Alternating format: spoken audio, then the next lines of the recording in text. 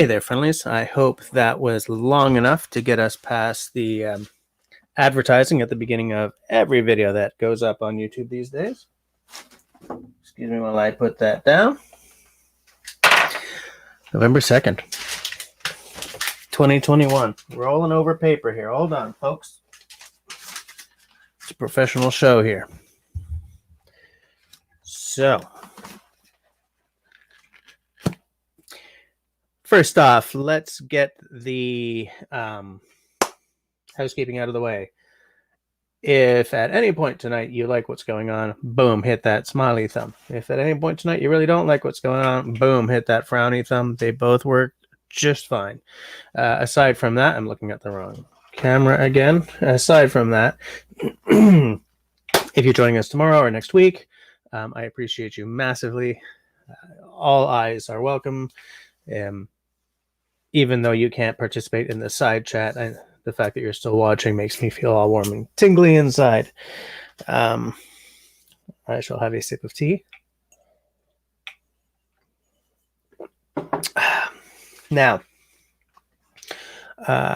who we got in the house tonight? We got Canadian. How's it going? I believe you sent me a message on one of the social media, and then when I tried to respond to it, it told me that there was no way to interact with you. So sorry about that. I wasn't ignoring you. I was stabbing madly at my phone trying to figure out what was going on. Pine Martin, how's it going, mister? And we got Russell in the house. I look dashing because I'm in my scrappy.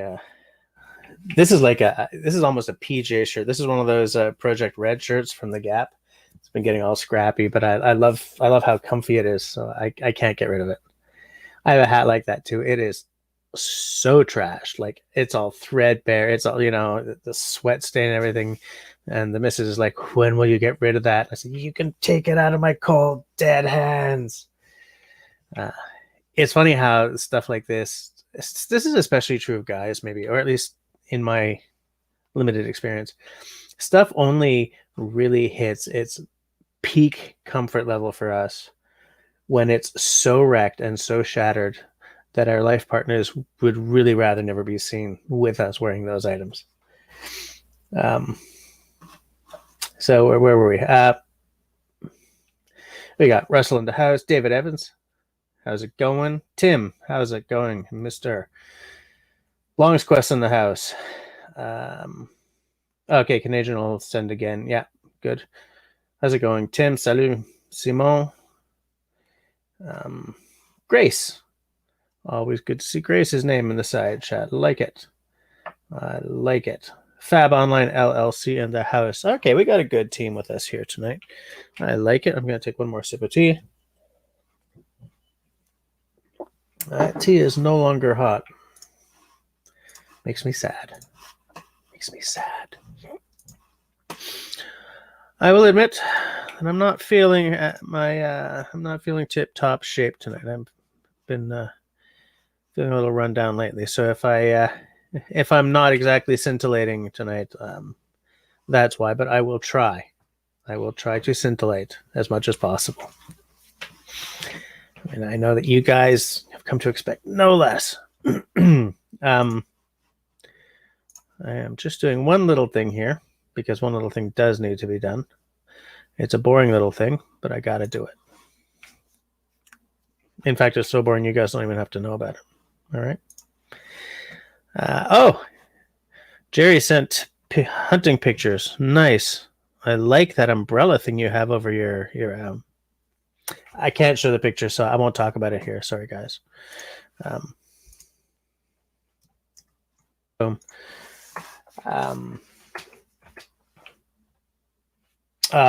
You see, that's what I'm talking about. Whoops. Okay, that too. What I meant was, that's what I'm talking about. My mere presence fills Russell's heart with butterflies and flowers. Okay, now that iced tea is finished. That's what I like to hear. Just massaging my little ego there. My fragile little masculine ego. I'm not sure how many of you guys have YouTube channels. I know at least one of you really does. I know that a couple of you do, but those of you who do, how often do you go back and watch your own stuff? Like every now and again, I'll pick one of my videos out at random and just sort of rewatch it to see if I'm progressing or if I'm stagnating. And one that I watched this week was my Grand Canyon video. And I really like that video for a couple of reasons that are not obvious. Tabernacle.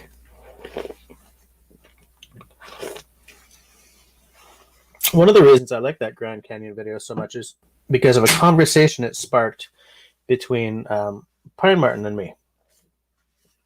Because I was musing about, you can camp down at the bottom of it.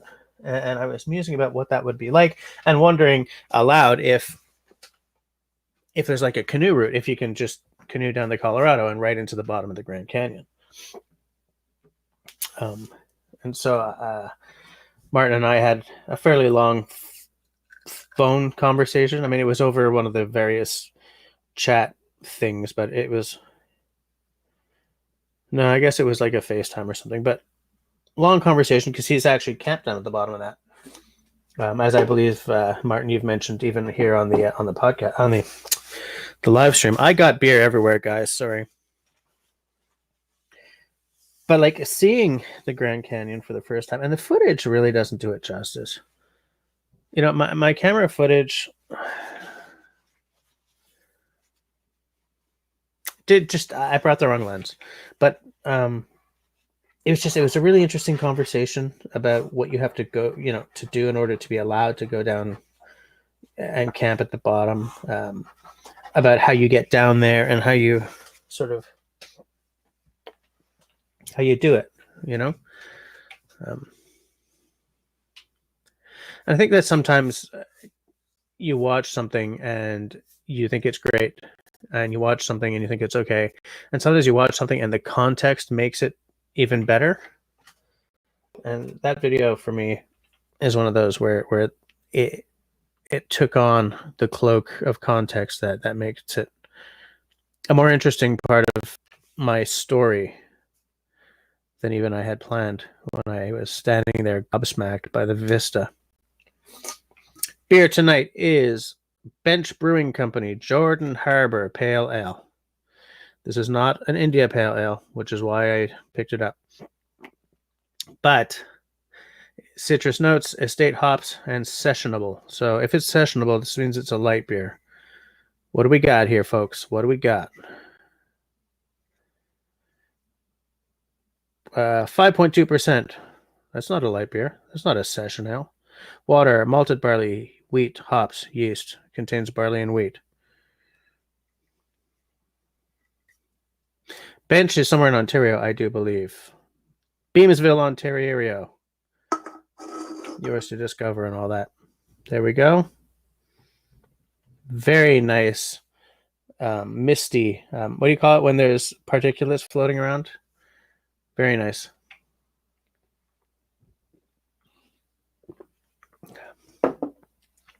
Crisp. That's a summer beer. Very crisp, very, very fresh, nicely citrusy. The hops don't carry the day the way they can on like a straight up IPA. I like that. I'm a guy who prefers ales over lagers and stuff. I like malt way more than I like hops. So this straddles the line for me. Straddles it nicely. But definitely a warm weather beer, and we're not in warm weather right now. I just want to catch up with everyone I've been missing in the side chatting here. Everyone's just still saying hi. We got Hike with Mike in the house. Nice to see you. Oh no, Tim is in isolation again. COVID scare at the job until at least Thursday. Pizza and Jameson whiskey for dinner. Yeah, we've been in isolation a couple of times, not because of me or the wife, but because of our kids. It's really boring. We're going to get past this. Everyone working together, we're going to get past this, and that's all I'm going to say about it. But it will it will get better. Okay, Simo's he's chowing down right now, so we'll be quiet. That's all right. Hey, Jonathan Millie in the house. How's it going, mister? Why are we swearing, Canadian? Oh, did I swear? Did I swear when I spelt the beer? Did I say a T word? Sorry about that, guys. I'm not sure if Raspberry Rock is being, if Russell is being serious or not, but this kind of is the issue here. How can you make both those up? 18 to 55 is like the standard budget lens. What do I got here? 18 to 55. That's sort of like the budget kit lens that comes with most cameras. What do I have here? This is a 55 to 200, but it's a budget one. It's still a good lens, but not like it's plastic and stuff. I somewhere have a Wicked lens.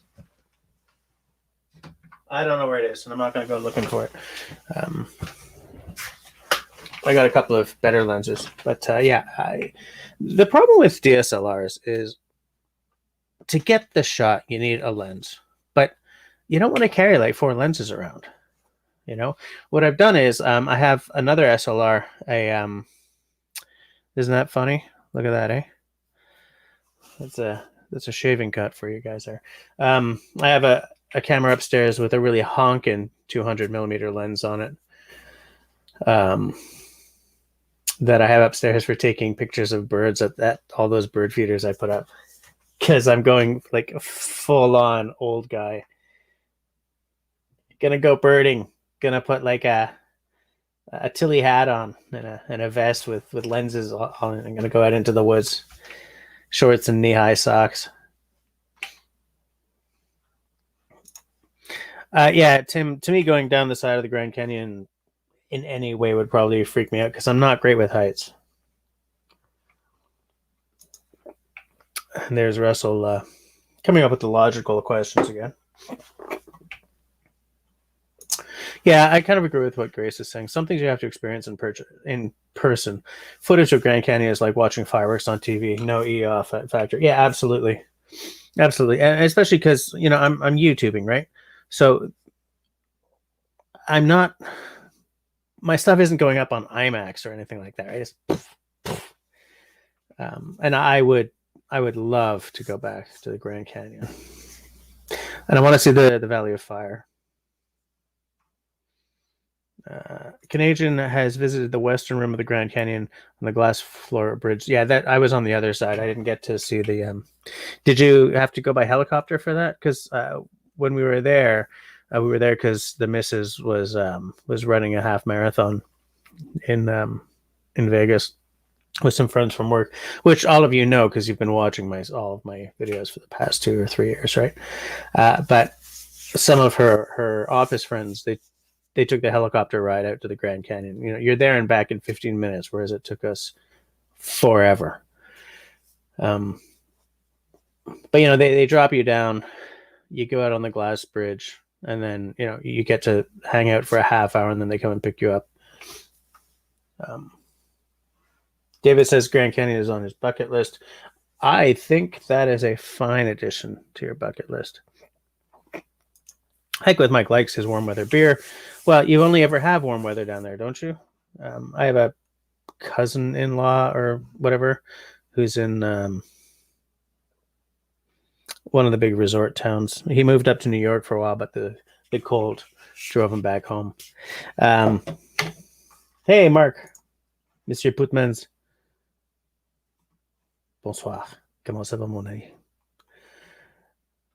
Jonathan says, I never made it to the Grand Canyon, but the Hoover Dam was impressive. Yes, that really was as well. And I will tell you, like with the Grand Canyon, actually more so, my heights thing was tingling at the back of my neck pretty much the whole time we were there. I also made a video. That trip I made, I think, 3 or 4 videos of like the Southwest trip vlog kind of thing.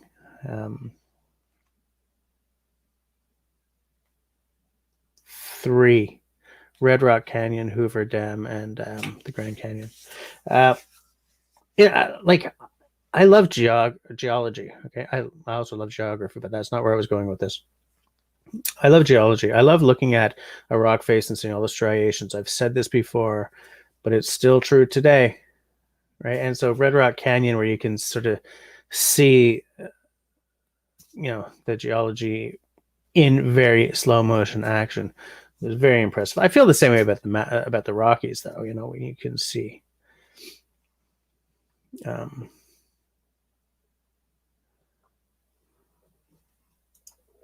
Why don't you try that and let us know, Russell? Jonathan says he's been swimming Tuesdays and Thursdays at 9, so I've been zonked out when I get home, starting to have more energy finally. Yeah, when I was taking my swimming lessons after my eldest daughter went into the pool, they wrecked me.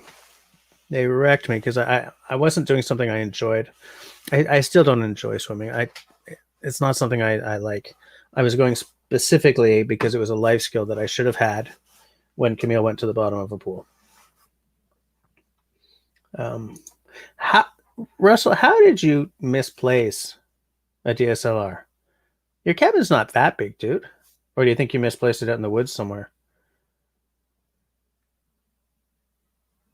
What was it? If Russell's misplacing cameras and doesn't even know what the lens is, but he knows it's a good one, I'm just going to show up at his place and take the lens.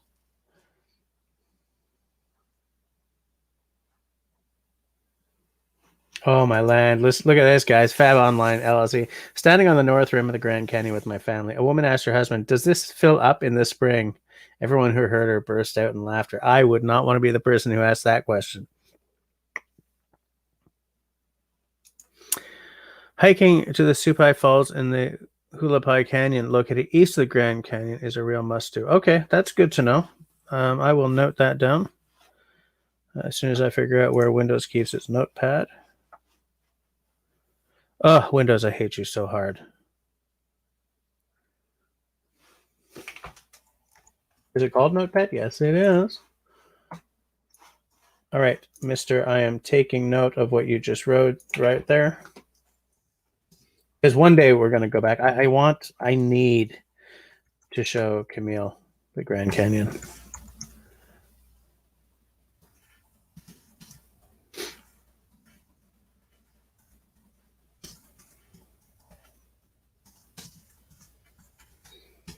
And you know me, I like me a hike.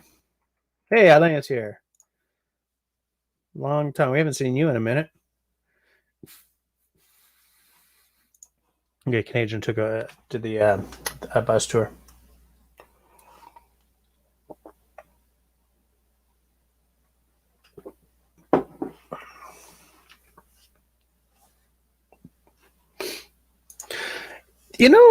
Russell, that's an interesting question. I know you're just you're just trying to disrupt my show, but there's no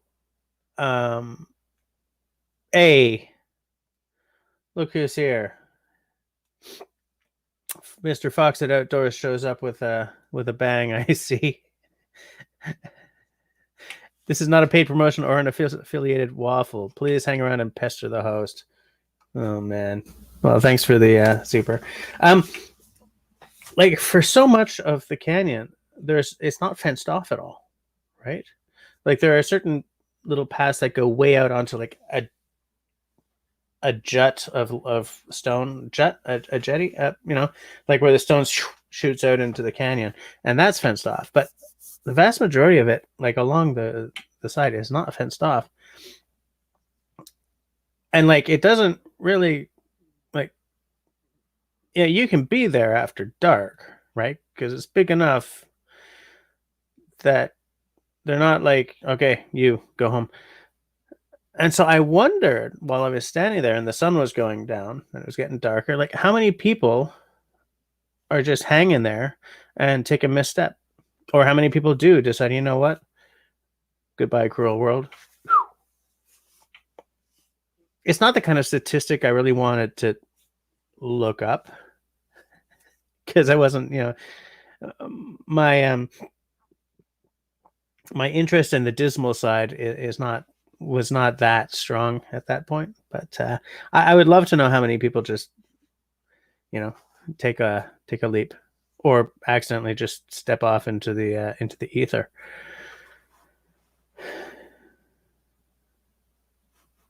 Yeah, a 4,000-foot drop makes my stomach tingly as hell. I didn't know there was a damn hot dog. I didn't get the hot dog. Damn it, David. Why didn't you let me know about this a couple of years ago?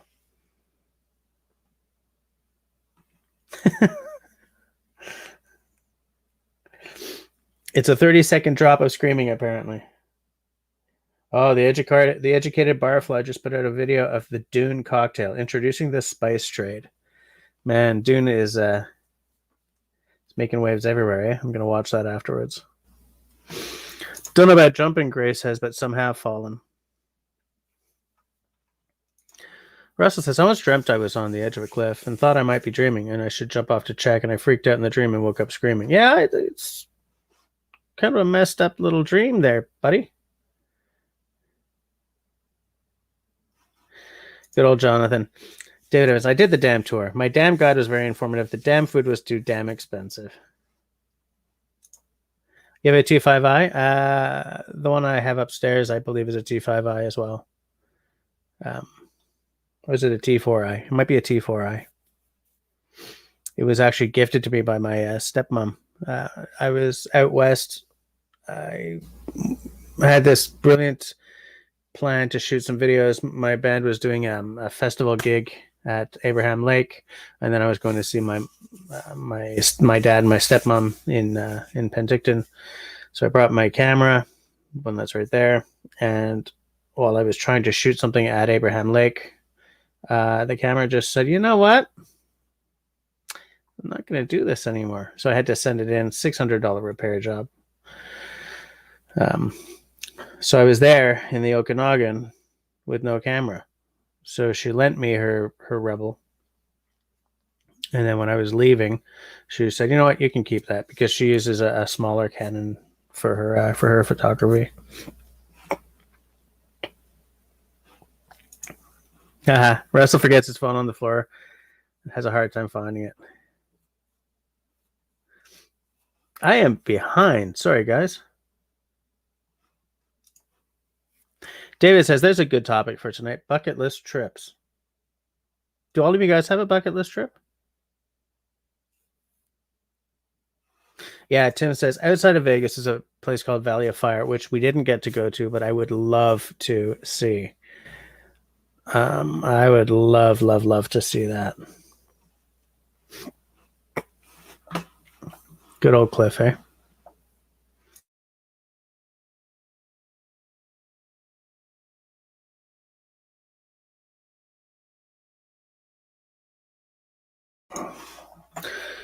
Cliff says, actually, the park does close at a certain time. Okay. Well, when I was there, I had asked someone, and they said that it doesn't. But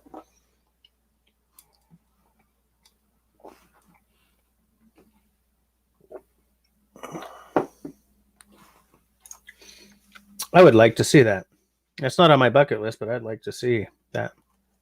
The Matterhorn.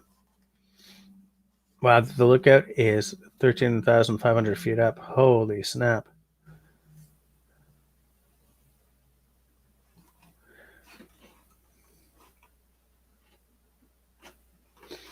Wait. David says, I think there's a history of spouses pushing their partners into the Grand Canyon abyss. I would like to never go there again all of a sudden.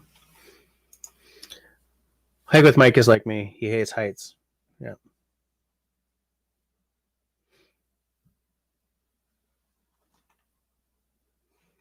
LT in the house. Hey, you know what, LT? You know what?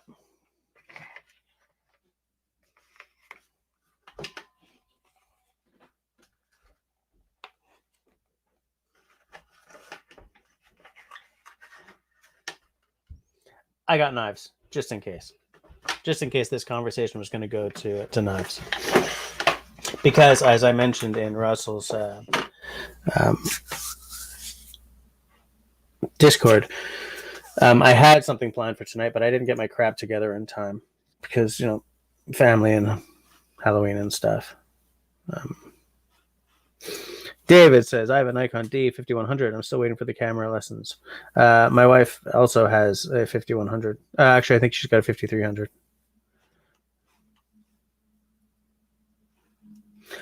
Cliff says that his only real bucket list trip would be Australia. I would like to see that at some point. It's not on my bucket list, but actually it should be, though. Pikes Peak, Colorado is a 14,000-foot mountain. You want to suck wind, go up there and run for 5 minutes. Right. Jonathan doesn't want to go to Australia because there are too many things that are there to kill you. Yeah. LT is always ready for the knife talk.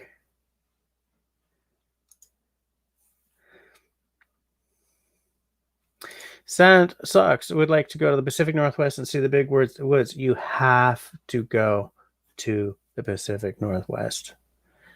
It is beautiful. Like, stunningly beautiful. And because of climate change, see it as quickly as you can before the pine beetle takes out half the damn trees. Signal. Hold on. LT wants me to see something on Signal. I bet you it's going to be a picture of a knife. Oh, it's a picture of the Jameson cold brew. I have not yet poured my whiskey, which I should have done.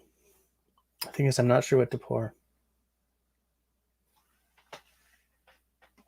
Do I do Glengoyne for the simplicity and good flavor? Or do I go for the Alberta Premium?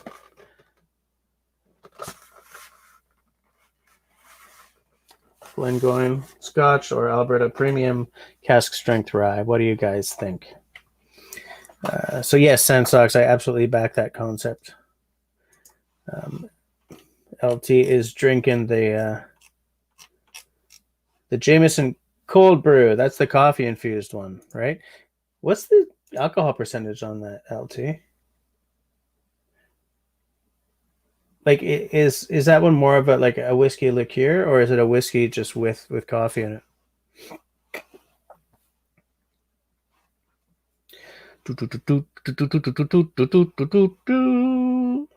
Jonathan would like to go to Scotland for a distillery tour. Yep, especially Islay. Yes, I agree with you. Tim says my bucket list would have to be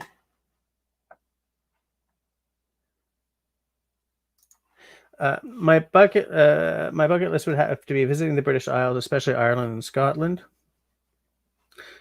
Russell would like to see the bottom of the Mariana Trench. I don't know how serious you are, but I would like to see that. Fear of deep water aside, I love the fact that this planet has epic stuff like that.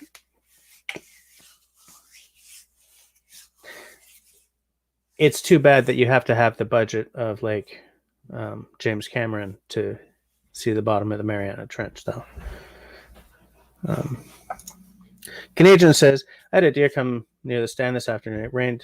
It remained behind many branches. I saw a deer arse, a hind leg, and a big face, but it never presented itself for a shot. Yeah, knowing when to take the shot and when not to is pretty key, eh?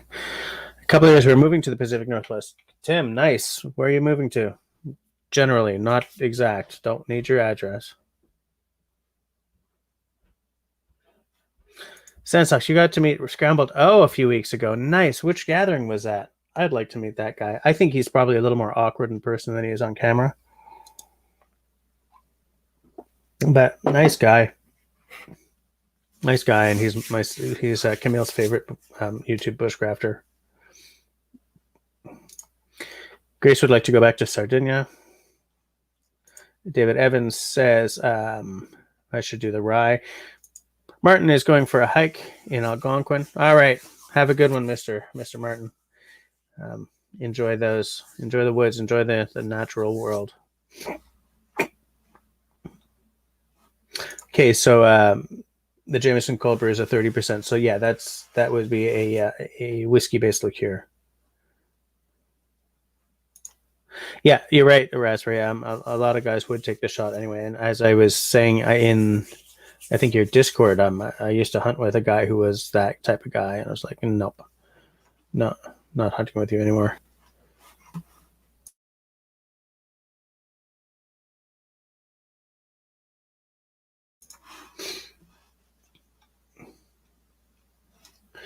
LT's bucket list is Japan, Scotland, and Ireland. All great whiskey countries, by the way. And he would like to return to Greece. Well, we got Tim would like to. Oh, he's moving to outside Eugene, Oregon, mountain side of the town. That sounds pretty nice. Everything I've ever seen about Oregon makes me think that I would not be unhappy living surrounded by that. Hey, come on, man! Let's check this out. How cool is this? We got Cabin Dweller in the room. How's it going? How are you tonight? Stacy in the house. Man, this chat is moving faster than I am. Carol's in the house. Whoops, rats. So missed it because everything moved just as I went click. Welcome to the show. Robin says that Portland, Oregon is beautiful. He's been there. I have not. I'd like to see it though. I've only seen pictures, and it looks spectacular. No, Stacy's homesick. Sorry to hear it. Is anything big? And Russell is reminding Stacy and me that one of us has to write a story pretty damn quick.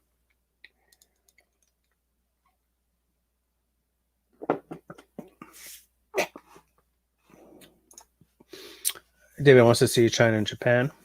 They were going to go pre-COVID. Yeah, I would have canceled that trip too. Travel is very, very iffy, even now. Even fully vaccinated, I'm still not great with the concept of getting into a plane. Stacy's still waiting on Sean. I think we might be waiting for a while.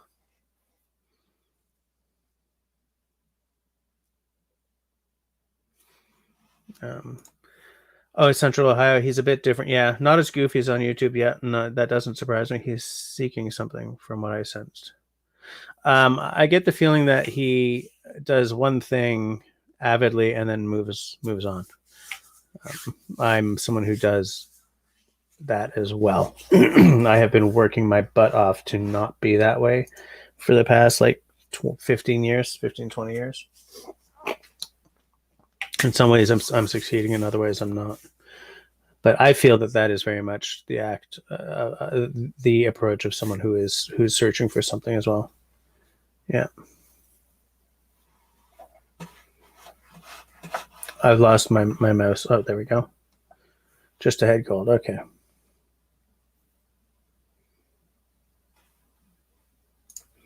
The Damned. I love it. Good title. Good band too. Definitely not the kind of music that I listen to as much as I used to, but you know.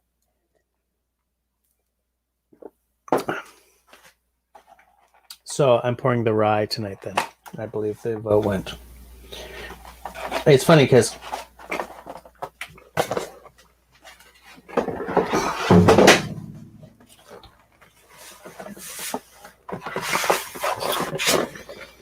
I have 2 Alberta premiums. No, the reason I have 2 is because this one is batch 2 from last year. This is batch 3, which just came out. I do not have batch 1. Going by the taste of batch 2, I deeply wish I had a bottle of batch 1. But batch 1, because what's his name? Whatever that dude's name is, the guy who writes the Whiskey Bible, because he made batch 1 his whiskey of the year when it came out. it immediately went from like a $70 bottle to like on secondary market, it's like $400 now. I don't touch secondary market. I'm not a collector. I don't do secondary, and I don't buy Macallan. That's my sort of my motto. No collecting, no secondary, no Macallan. Now, I'm pouring myself a small dram because this is a mere 63.7% alcohol. That's your cask strength magic for you. Whatever strength it comes out of the barrel goes into the bottle. They don't dilute down to 40 or 43 or whatever. Batch 2 was 66%. I'm just going to let that sit and open up a little bit. Oh, wow. That's brown sugary caramel vanilla from the American oak. Oh, so good. Wow, when you stick your nose right into batch strength like that, it can really clout you, though. Woof. Where was I? Yeah, batch 3, exactly. I do wish I had at least, like, even just a little sample from batch 1. I'd love to taste it. LT, I don't really have the budget. I'm kind of trapped in that I have to keep buying bottles to keep my other channel going. But what I have been doing is my tastes are like more expensive. But I'm exploring whiskeys that I wouldn't traditionally buy these days, because you can get some really crazy good stuff for under $100.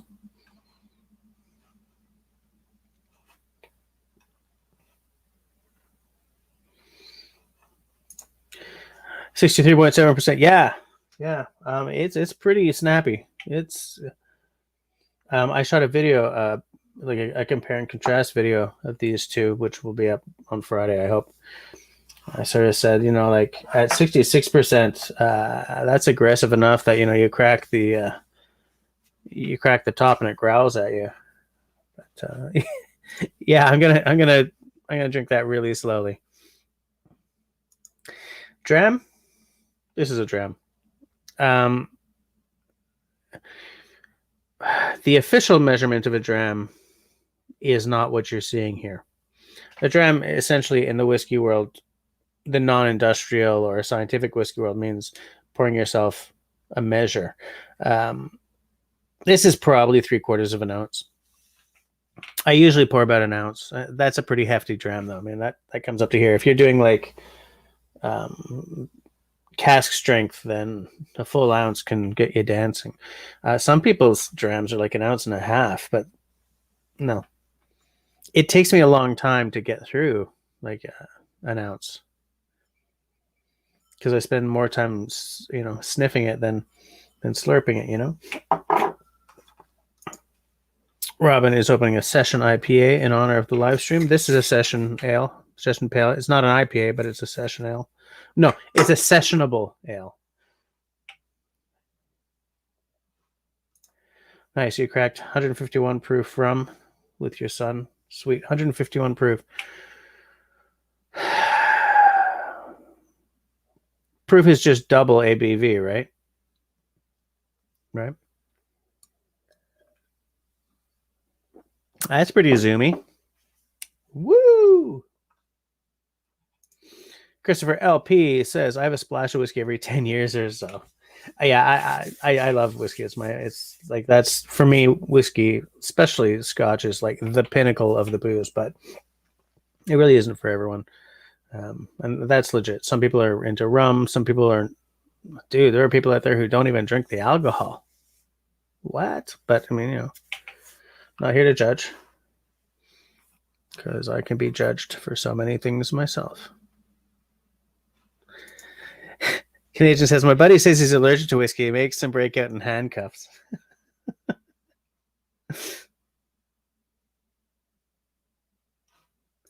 Oh, you bring all your stuff down to 40? Russell, with booze, like whiskeys and stuff, I am happiest at like 45 to 50%, I think. I got some cask strengths that are pretty close to 60 and evidently above 60. But I think like if I'm not like, I would give this an 8 on 10. Like if I'm just enjoying a whiskey, I'm really happy at the 50% mark.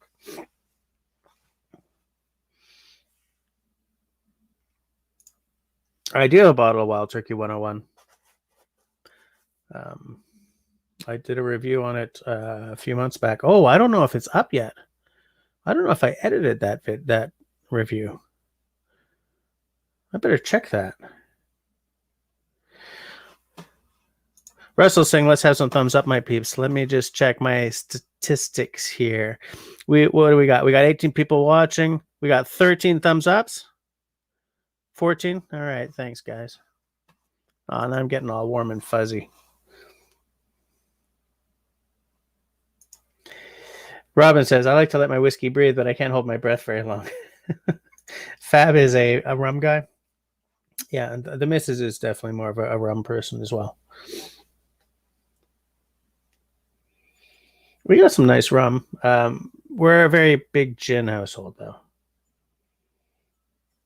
We're very into gin. I like to have an Old Tom gin around, and as well as your typical London Dry. I have a lot of local gins that are kind of hard to pin down. What I'm looking for is a bottle of Plymouth gin. Hard to get in Quebec, but it's Quebec. Russell says, if we don't get 25 thumbs up in the next 18 minutes, I won't join Jess's stream. But we don't have 25 people, dude. There's pressure. Everyone, tell your friends to join the to join the live stream. Wait, somebody downvoted? That's all right. That's okay. The algorithm is okay with the downvote. I just accidentally closed the window, so I cannot see the downvote. There we go. It's all right. It's all right. It's okay. Good old LA. Hasn't even loaded yet, and he's already showing support. Nice.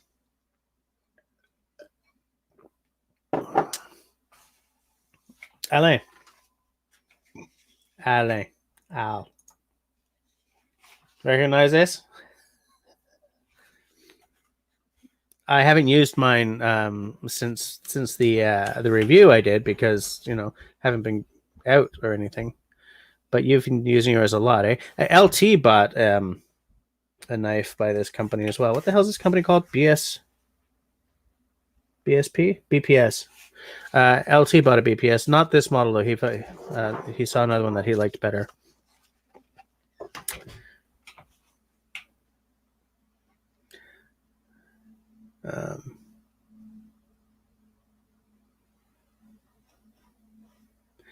David says, my screen only shows 3 thumbs up. What the fire truck?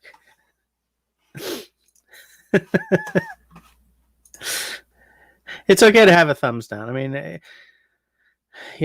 unanimity is dangerous. Okay, unanimity can be very dangerous.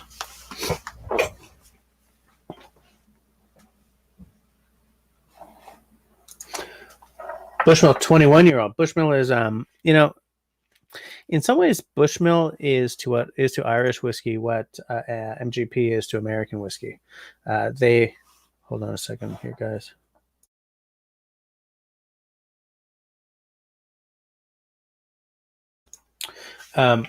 They make their own stuff, but they also produce like a lot of other Irish whiskeys source from them and then put their own label. They might age it in different barrels and blah, blah, blah, and then put their own labels on.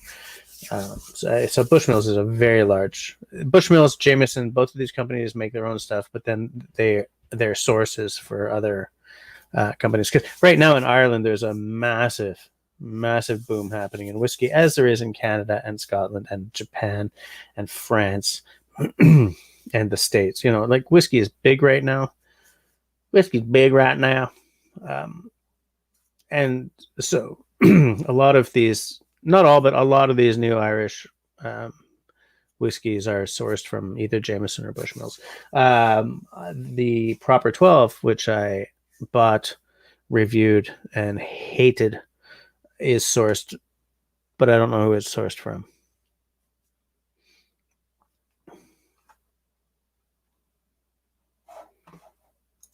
Oh, you used the B1 for garden work? Nice. I'm shutting my garden down for the year. I should probably plant garlic for next year. You plant that in fall, right? Am I too late to plant garlic?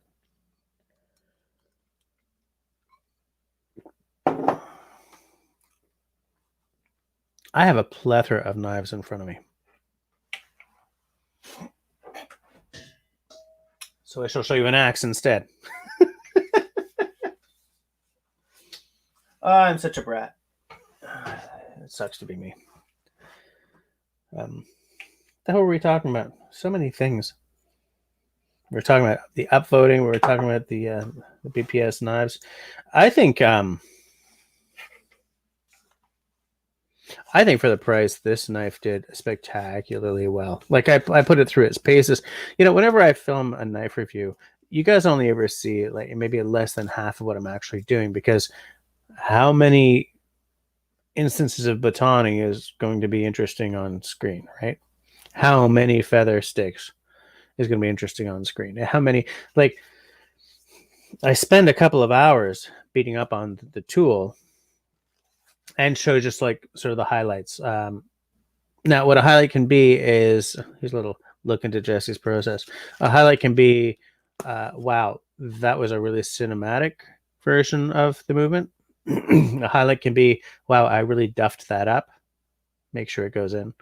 Or a highlight can just be, you know, this was the only good shot I got of what I was doing. Alan, have you put a hole into the... There we go. Have you put a drainage hole in yet? Because I'm definitely going to be doing that as soon as I remember to.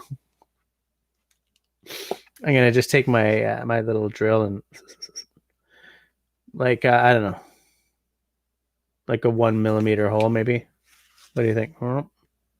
I mean, it needs a hole.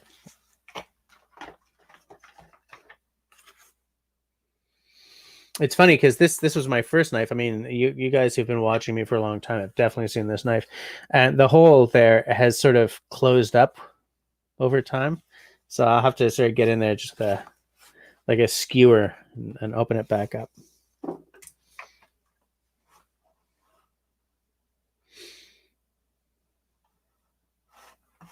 Hold on.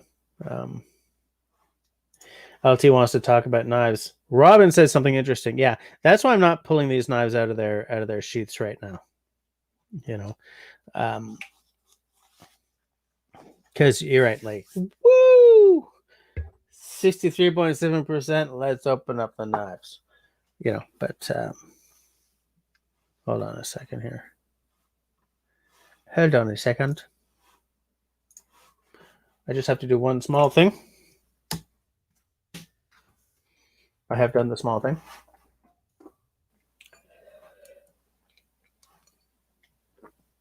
I mean, Cliff says the sauce is awesome. My PC's acting strange again tonight. I have no idea what that means. Fab says he loves the feel of a tomahawk or a small battle axe.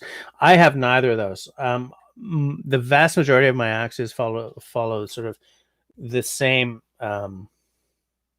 format. LT, I'll let you on in a sec. Right, like the typical Scandinavian design. Right, this is the Wetterling's Buddy Hatchet. Husqvarna makes one. Holtzbrooks makes one. Gransfors makes one. Here's my main beauty. Small forest axe. Essentially the same thing, but a longer handle, right? Bigger head, but it's the same design. I mean, and that's a Gransfors small forest axe, which, by the way, have gotten stupidly expensive. Here's my Wetterling's forest axe. Different company, same country, essentially the same design, right? Round lugged like the head shapes. This is the Scandinavian axe design, right? That's what the vast majority of my axes are. I love Scandinavian product. I love the design philosophy around it. But like every now and again, you need to get an American in there, right? And it's funny because this is probably as close to a battle or a Viking axe as I own. Right? It's a bearded carving slash. This is the Camp Carver by Council Tool. This is not a paid endorsement, though I was given this axe by a Council Tool employee, so it's not sponsored, but very, very different. Also very different to most American axes, though. I'm not holding this up as indicative of what American axe design is, because it's not.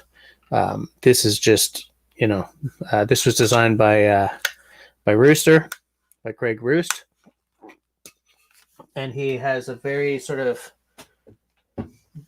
He's not hampered by the tradition of American axe design, right? He wants an axe to do a job, and he designs it to do the job. Hello, monsieur.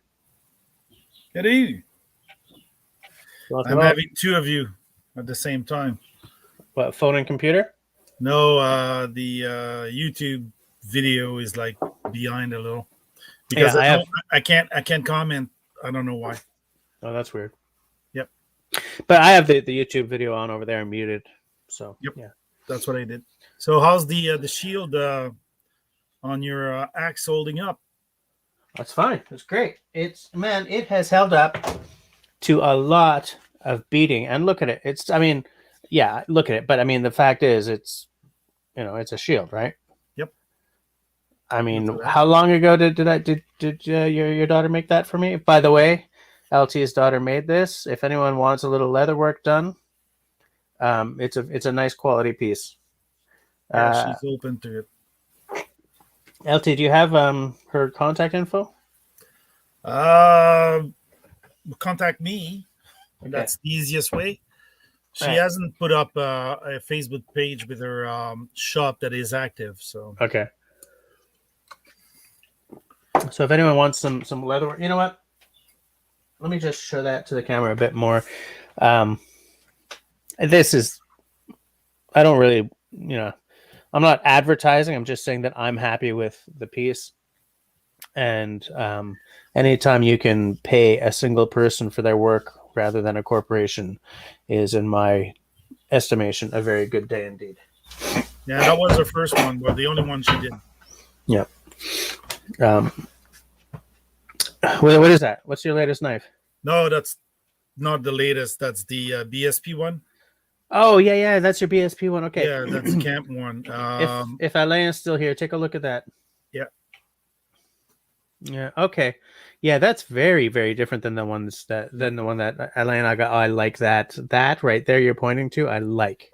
Yeah, the Ricasso here, well, not the Ricasso, but the sharpener choil. Yeah. It's pretty good. But the blade kind of turned around. It didn't put it straight if you it sort of comes to a sweep. Yeah. Yeah, I see that there. But beside that, nice quality finish. You see that? Yeah. And he doesn't know about it, but my son's going to get one at Christmas. He's nice Canadian Forces now. I've added a little lanyard, something simple. And the sheet is black with the danglers. Most of these sheet comes with a dangler. Oops. Yep, which is what I like, as you know. Yep. And remember, I had a mishap with my Grenham. No, did you? Yeah. Hey, Russell. Hey, Russell. I split the. Oh, right. Yes. The sewing. Yeah. With the tip of the knife, so I riveted back. We succeeded in riveting it back, and now it's a. Oh yeah, dagger made by my daughter. Yeah, beautiful. A couple of with some runes. Yeah, runes and Celtic stamp, which basically is our trademark. It's of some sort, and the D-ring. Yeah. And the D-ring is something I found on the interwebs, like you would say. That's the kind of D-ring. Huh. The funny part about it is that screw on. Yeah. So if you use a screwdriver, you can pull the pin. I would be putting some what's it called, thread lock on that pretty damn fast. Well, it treads pretty tight and it doesn't protrude. So right. But that gives you the option for those that have Gronam, that the 1-inch strap fits perfectly on that. Yeah. Like this, so you can transform and remove your own dangler style. Yeah. Nice. So. I just want to catch up with the side chat a little bit. I'm going to skip a bunch of... Oh, there's Sam Jackson in the house. How's it going? I don't know if I said hi to you earlier. No, it looks like he... Wow, I'm so late. Sorry, I'm just going to bounce down because David is asking what LT's latest knife count is. Why are you even asking that? Oh, Tenenbaum's here. How's it going? We don't want to list, LT. We just want to count. Yeah. Let me Up north of 60 in the house. How's it going, mister? Country boy trapped in the city.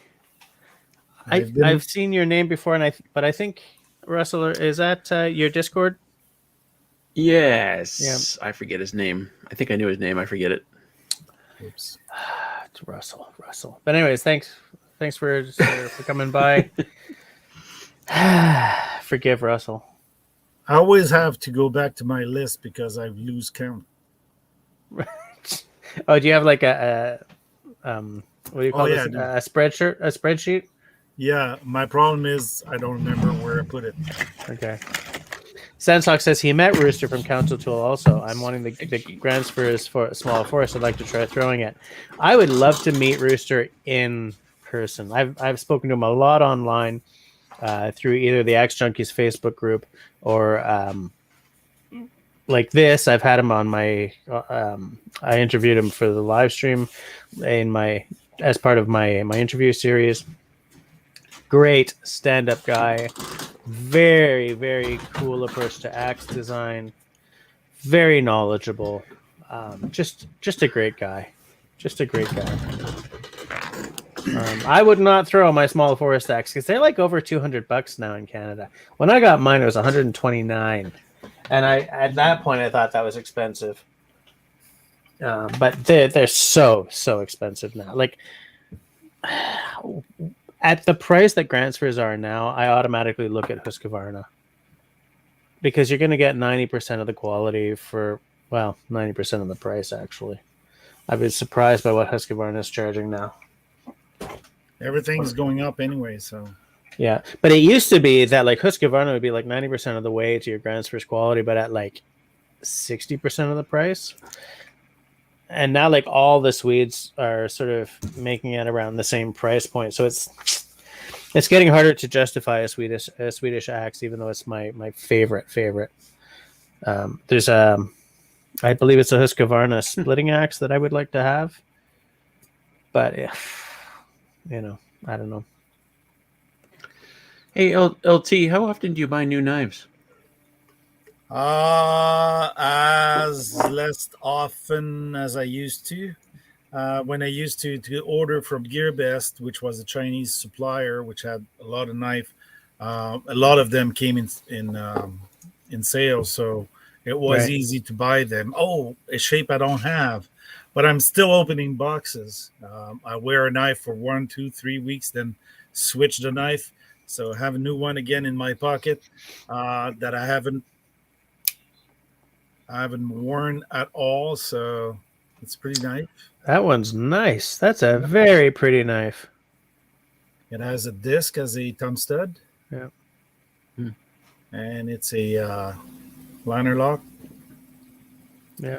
Very nice. Yeah, Micarta scale, like the Micarta, yeah. Yeah, I think David Evans says that Jess and LT need disco balls. I think that we definitely do. Yeah, because of my lighting in the. Yeah. Yeah. I've got my blue light. It's to add a certain drama. A My little. big problem, I can Drama. shut down that one, but then the other two, if I shut them down, it's going to be really dark. I'm only going to Right. have the light on top. So Right. Hey there, Down East boy. Down East boy is asking Russell how he's doing. I'm good, thank you. Foxit says, sorry, Cliff. Says, axes are too expensive nowadays. Just pick up an East Wing, less than $100 for a large axe. The only S Wings I've ever seen are the small ones with the leather stacked. Did you say Estwing? Yeah, I think I did. Let me go and actually look them up, because now that I've said that.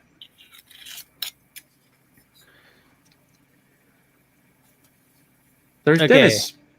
while you're looking at it, just to answer the big question, 239, and I've got 239 knives? Jesus, Yep. man.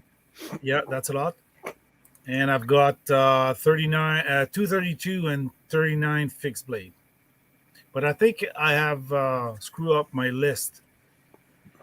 Really? Does Yeah, that I include might have. I thought I had 230 some.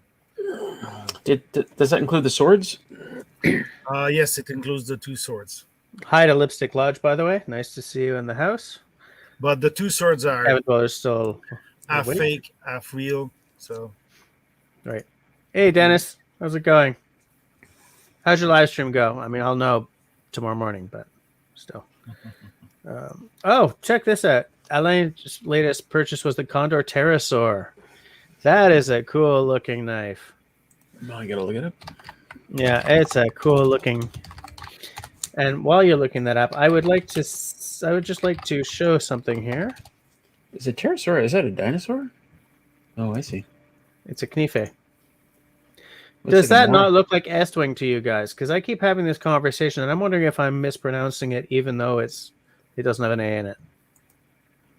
Is it still Eastwing? Oh. Nope, that is Estwing. Was I wrong in making fun of you? What I thought it was. Well, I don't know, because I hear it pronounced Eastwing so often that I wonder if it's like British place names. It's like a scramble of letters that have no bearing on how they're pronounced. So I'm wondering if it's something like that, because everyone seems to pronounce it Eastwing. Okay, so Cliff actually wrote it as Eastwing. Did he mean Did he? Estwing? Yeah, I'm sure of it, because Okay. that's All why right. I just hear it all the bleeding time. It might have been an autocorrect. That's what I'm thinking. Did you take a look at the Condor Pterosaur? Should I put that on screen, guys? I tell you what, it looks like a Mora. Is it not the one I think it is? Condor Tool and Knife. Could be wrong. Hold on. I'm gonna look at this. So would that be an outdoor knife or a hunting knife? They've got a Loch Nessmic knife. That's like a big ass Nessmic Mountain Pass. I'm just gonna look up Pterosaur. Pterosaur is micarta handle, isn't it? LA?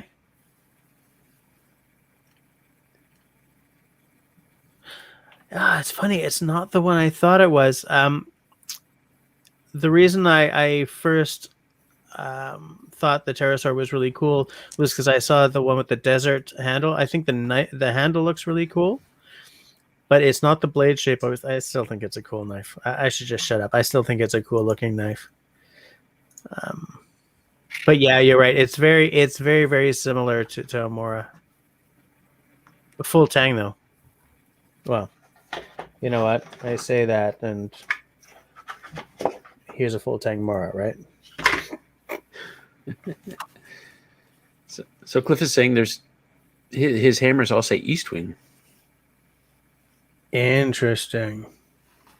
maybe a new split in the company or something like that. Wait, did I read Very that wrong? interesting. Interesting. Grace is asking Cliff if that's the Flying Fox one. I think I've Missed. No. Grace, Flying Fox is a it's a council tool. Lipstick Lodge needs an axe. Council makes some nice stuff. Dave, how's your internet doing tonight? Can you join us on screen? Put that out there. I was trying to give you the link for the D rings, but it's way too freaking long. Yeah.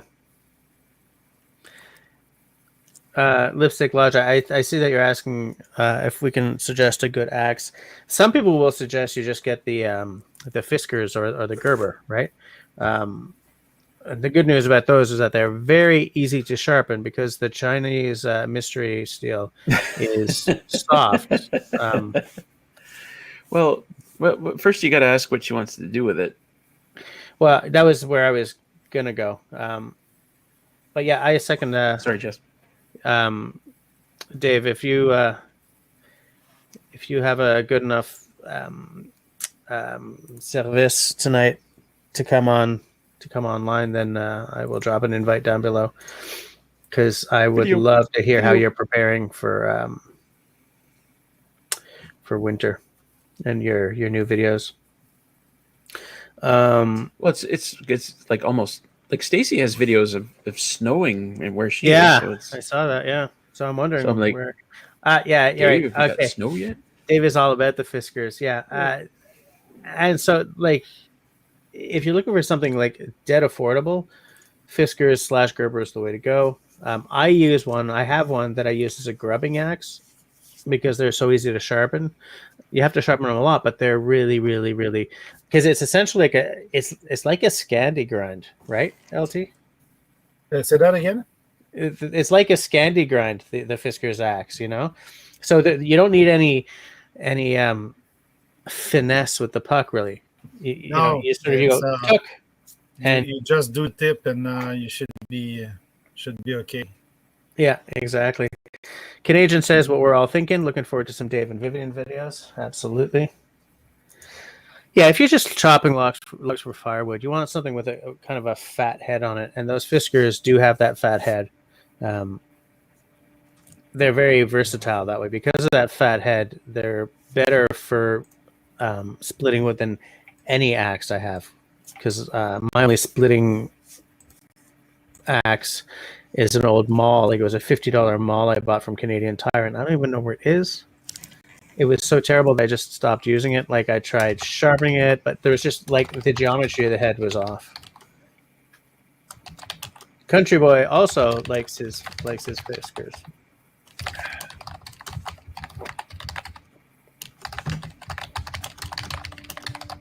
Yeah, for the shackle, you have to research it with the detachable D-ring, closing screws shackle or something like that on Amazon, because the link is like 20 feet long. And yeah. Should I maybe just drop the invite in the? Oh my God, no. We might end up with like Jerry on screen or something. Oh no. Just because I realized that, unlike everyone else here, I don't actually speak to David privately in any sort of. So I would have to drop it. I might have him on Facebook, or if he's in my Discord actually. Is he? Cabin Builder. Stacy's all about the Fiskar as well. Interesting. So a lot of us have had those Fiskars. Hey, tell you what, you guys be interesting for about 5 minutes, okay? What? Hey, channel takeover. Be interesting for 5 minutes. I'll be right back. For 5 minutes? I don't think I can be interesting for more than like 30 seconds at a time. Okay, you want me to pull up the trunk of a knife? Yeah, go for it. How many you want to see in 5 minutes? I tell you what, I wanted to find it. My first knife was a little folder that in the back of the magazines back in the old days, if you send in a certain number of things and 69 cents. That was my first knife, that folder. But I remember my first knife that I really cared about, my dad bought for me. It was a Rambo copy.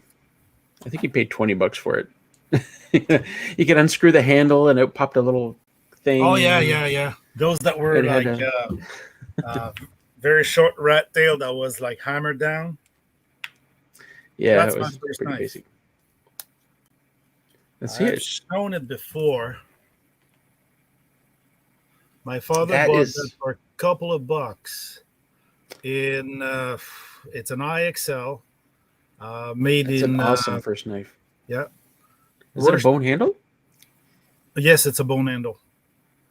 Yeah, it's You bought it for a very couple beautiful. bucks? Yeah, he bought that like in 50 some or 60. I think I wasn't even born. I reviewed one of his knife that he's still using as a it's an RH36, and behind the sheet you can still see the scribing of the pen. $3.95. He bought that in Levy, a city just south. This Trial one's bought version. at the same place, and it's a full flat grind. The steel is soft a bit, but it's a beauty.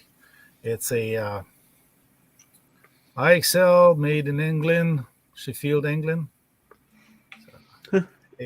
Worston Hold, something like that for the maker. That's It awesome. almost predates the Bowie, the American Bowie, but it's almost at the same time too. So I've had this knife since I was like, he gifted it to me about I was 12, like not even. I had to make another sheet. That's the first M2 sheet I did. The thing about it, I wanted to have it for a very large belt. So I bought a piece of scrap leather, made the sheet, had the guy that was repairing shoes to sew it and rivet it. And 3 layers was so thick that he couldn't go through with the sewing, so he only riveted the 3rd layer. But I made a mistake. I didn't use the 3rd layer as a spacer in between the 2 layers. So One of my dogs Grace. just farted. Nice. Grace says, time for some new winter hot tent adventure videos from Dave. Did anyone notice that I think it was today, Kevin Callan on his Facebook group, on his Facebook page, showed that the latest version of, or a new edition of his winter camping book is now out or is about to be out. I'm thinking of picking that up. Kevin Callan, the Happy Camper. Oh. So I think I'm going to go and spend some money on that. Do a little supporting of Kevin and pick up the book. Sorry, what's the topic? It's his winter camping book. It's fairly old, so the publisher just had him update it this year. Okay. New information, new recipes, new stuffs. So Nice. I'm going to pick that up. Yeah. yeah, old books are pretty good too. Sometimes they do have some gems in it, but sometimes you can't find what they're recommending anymore. So, Well, like if you're reading Nesmith and building a shopping list out of the stuff he's talking about, you're going to be frustrated pretty fast, right? yeah. Or if you're reading, Horace Kephart, same deal. It's like, no, you're not going to be making your stuff out of pantasote these days, Yeah. The and also the knives they recommend. It's because mostly that was the best knife at their time, but today's with the new steels, I mean, there's all kinds of shapes of knife that'll survive about anything. Yeah. But I still really want to do that series on like the Nesmith trio.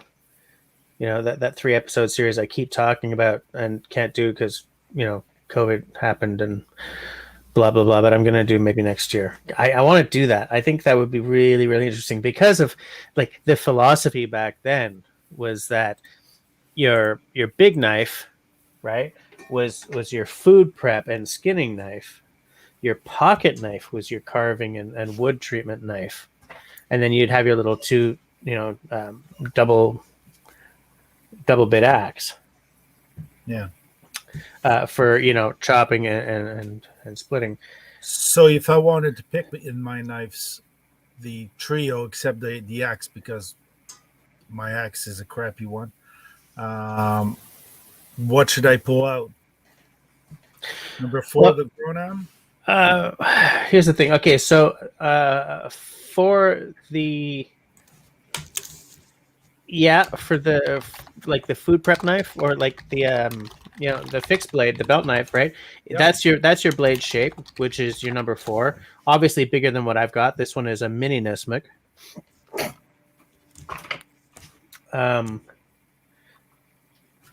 Did you say, hey, Bettina's here? How's it going?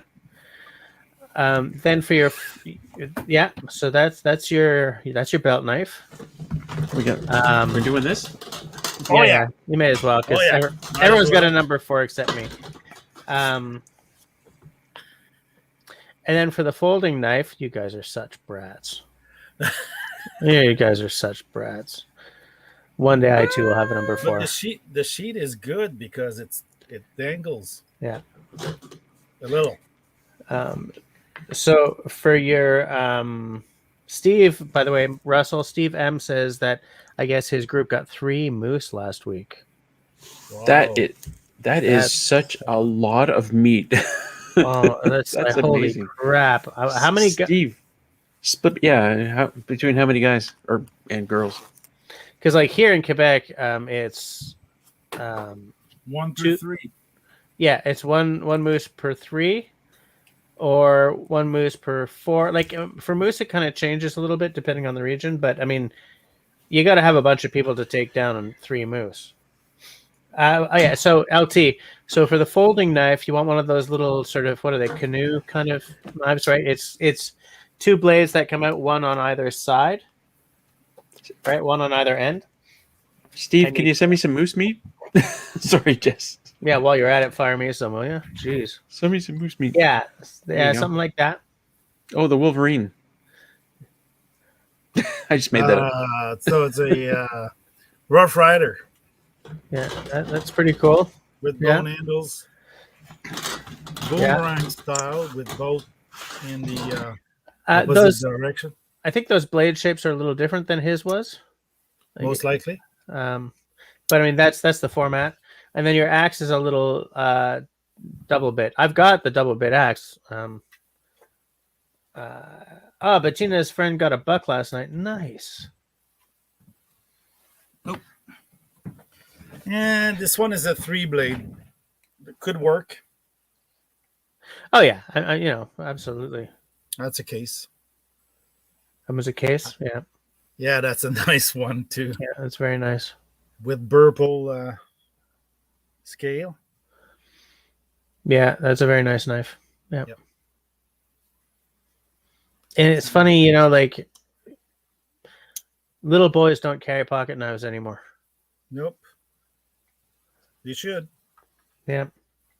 Well, it used to be like in Sweden, how they keep saying it. Like it used to be that, if you didn't have a knife on you, you were missing something.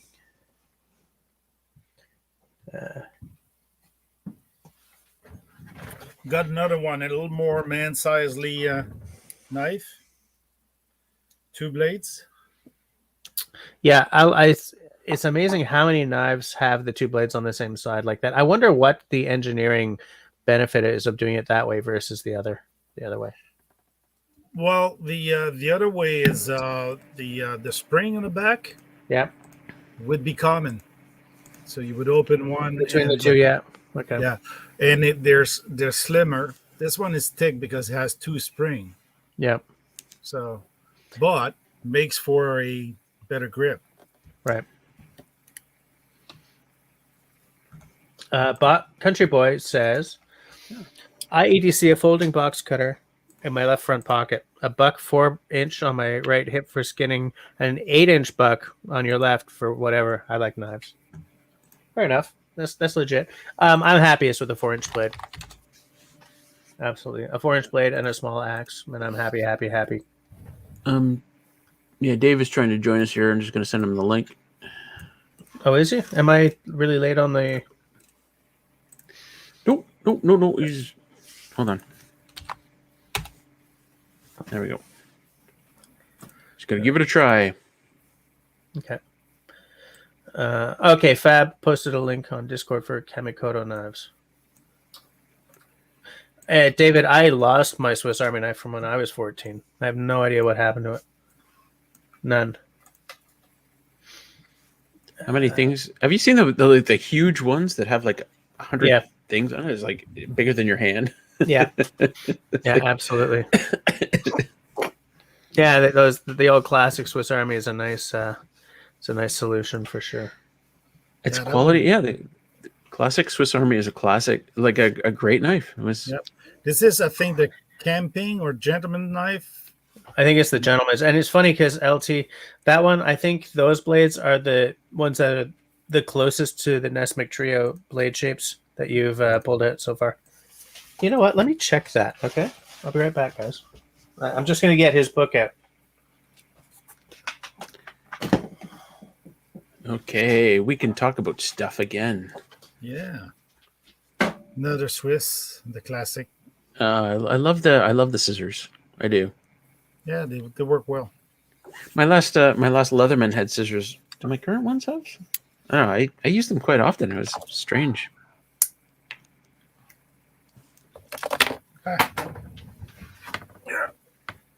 Steve, Yeah, there's a couple of them that use the scissors instead of the pliers or the or anything else, and they're pretty useful.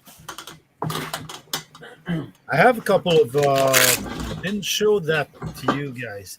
I have a couple of those multi-tool style, not necessarily Leathermans. I'll get that. Yeah. Oh, check this out. So I got scissors on. This is a Gerber that my wife got me for Christmas last year, which is pretty cool because she didn't know exactly what I wanted, but it turned out to be a really good choice. So the scissors, they come out like this, like that, and then You flip hold one on, and then you flip this out. Yeah, there we go. And then you got scissors, and somehow it's spring loaded even. The weirdest thing, but really cool. And then somehow it goes back. Oh, it locks as well. So you got to unlock it and then put it back. Pretty neat Is stuff. that a Leatherman? Excuse me, is that a Leatherman or a Gerber? No, it's a Gerber. I used the Leatherman juice for years. But eventually, it was this part that didn't line up properly. It didn't close properly. And it was time to retire it. Right. Anyway, there you go. Right. That's my everyday. Yeah, on the cheaper side, the very cheap, well, way cheaper if you buy it from China, but a little more expensive. Ganzo does do a pliers. They're quite thick on the end, and they're the classical. They're spring loaded, and they're okay. I mean, they're not built for, they're stainless something, 2CR or something, and they come with drivers. Yeah. Oh, that's something I don't have. I mean, I've got a basic. I think there's a Phillips on here. Yeah, and you got the basic in there, but yeah, basic Phillips and a flathead, but there's no like Robertson. But right, I'm pretty impressed. I'm pretty impressed with the design of things like this. When you can do like spring-loaded stuff like that. Yeah. That's pretty cool. And the socket. And this locks things open too. Like once it's locked, you can't close it unless you release it with the. Yeah. Right. This one is the same. The tools are all on the outside, so. Which is a nice way to do it. I like what Alain said here. He says, I lost a Victorinox in my teens in the woods and found it again a few years later with a metal detector. It was full of dirt inside and the laminates that hold the blade oxidized, but it cleaned up. See, I like that. And that would make me treasure that knife forever. You lose it, it gets all messed up. You find it, clean it up, it still works. That would be like, it would be in my pocket for every day for the rest of my life. Country Boy has a 7-inch Bowie that his dad passed on. 7 foot Bowie. I think that might have been a. They don't make 7-foot bowies. That's a 7-foot boa. See, LT would have one of those behind him. Yeah. Well, Yeah, country boy, I would probably not cart that around and run the risk of losing it either. There's too much history there. yeah. My father was going to. He's eventually going to pass down his knife to me, and it's a beaut, the one he's got, and he's got a little hawk.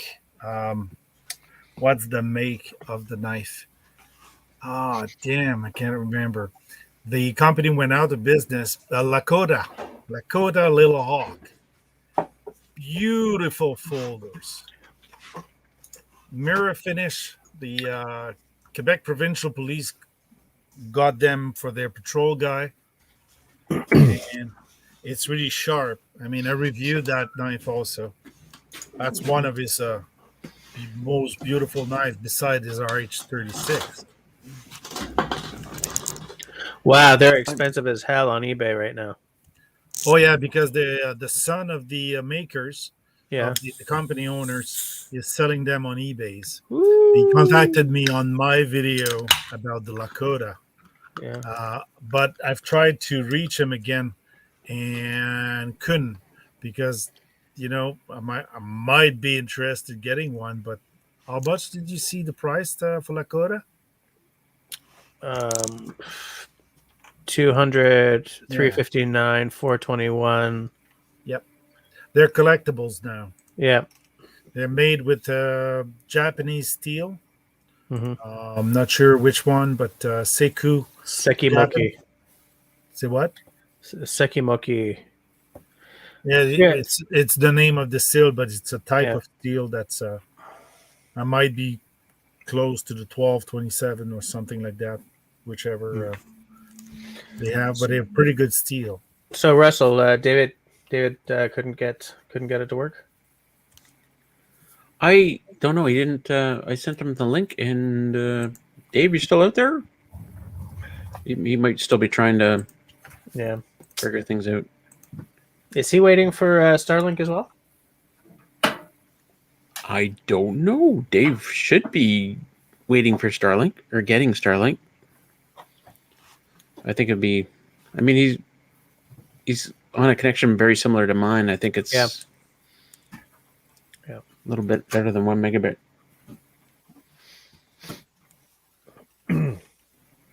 It's funny because So Steve, send me some moose meat. yeah, that's a lot of moose meat. There's got to be like 9 guys in that group or something.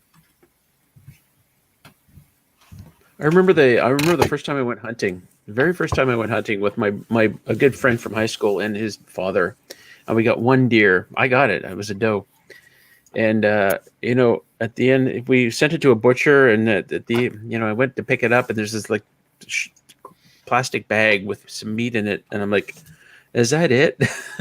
Yeah. 1 doe between 3 guys, but 3 moose between I don't know how many guys.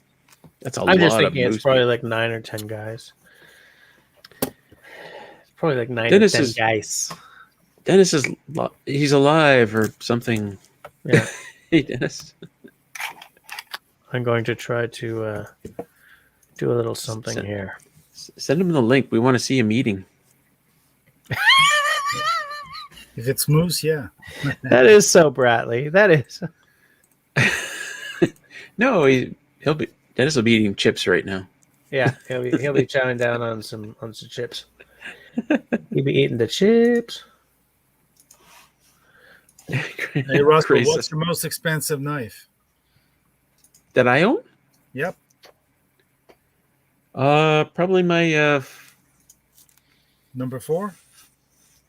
nope, my full funnel foul height. Well, other than that sword, Your other than Falcon that even? sword that I showed you, that was probably the most expensive knife if you want to consider that. But it's the fall knife, probably, which I never Hi, used. Dave. For me, it's this one, and I won it, which is it's the Kaiser. I've not worn it at all. What's Hey, Nate Muskoka in the house. How's it going? what The make? Little What, River Bowie. hey Nate, what makes it so expensive? It's a Kaiser. So it's about So the name? $150 or so Canadian. It's a little less expensive. And the one I bought is my Almar that I bought when I went to Chicoutimi, to the Orignal Fringant store. It's the 40th anniversary. It's the least expensive of their line. It was That's a like folder, 100 right? and something. Yep. 130. It's a And pretty knife. That's a pretty knife, yeah. it's assisted. So Ooh. Yep. That I like. I wanted to buy So, the Dave.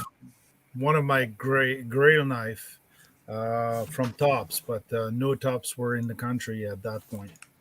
So Hey, Dennis. He's eating. He's eating. There's Dennis. Nice. Chowing down on the chips. Dave, how's prep for winter going? You getting your tent all set up? Yo, can you guys hear me? Yep, absolutely. Hey, Dave, how you doing, see man? you, but we hear you. Hey, Dave.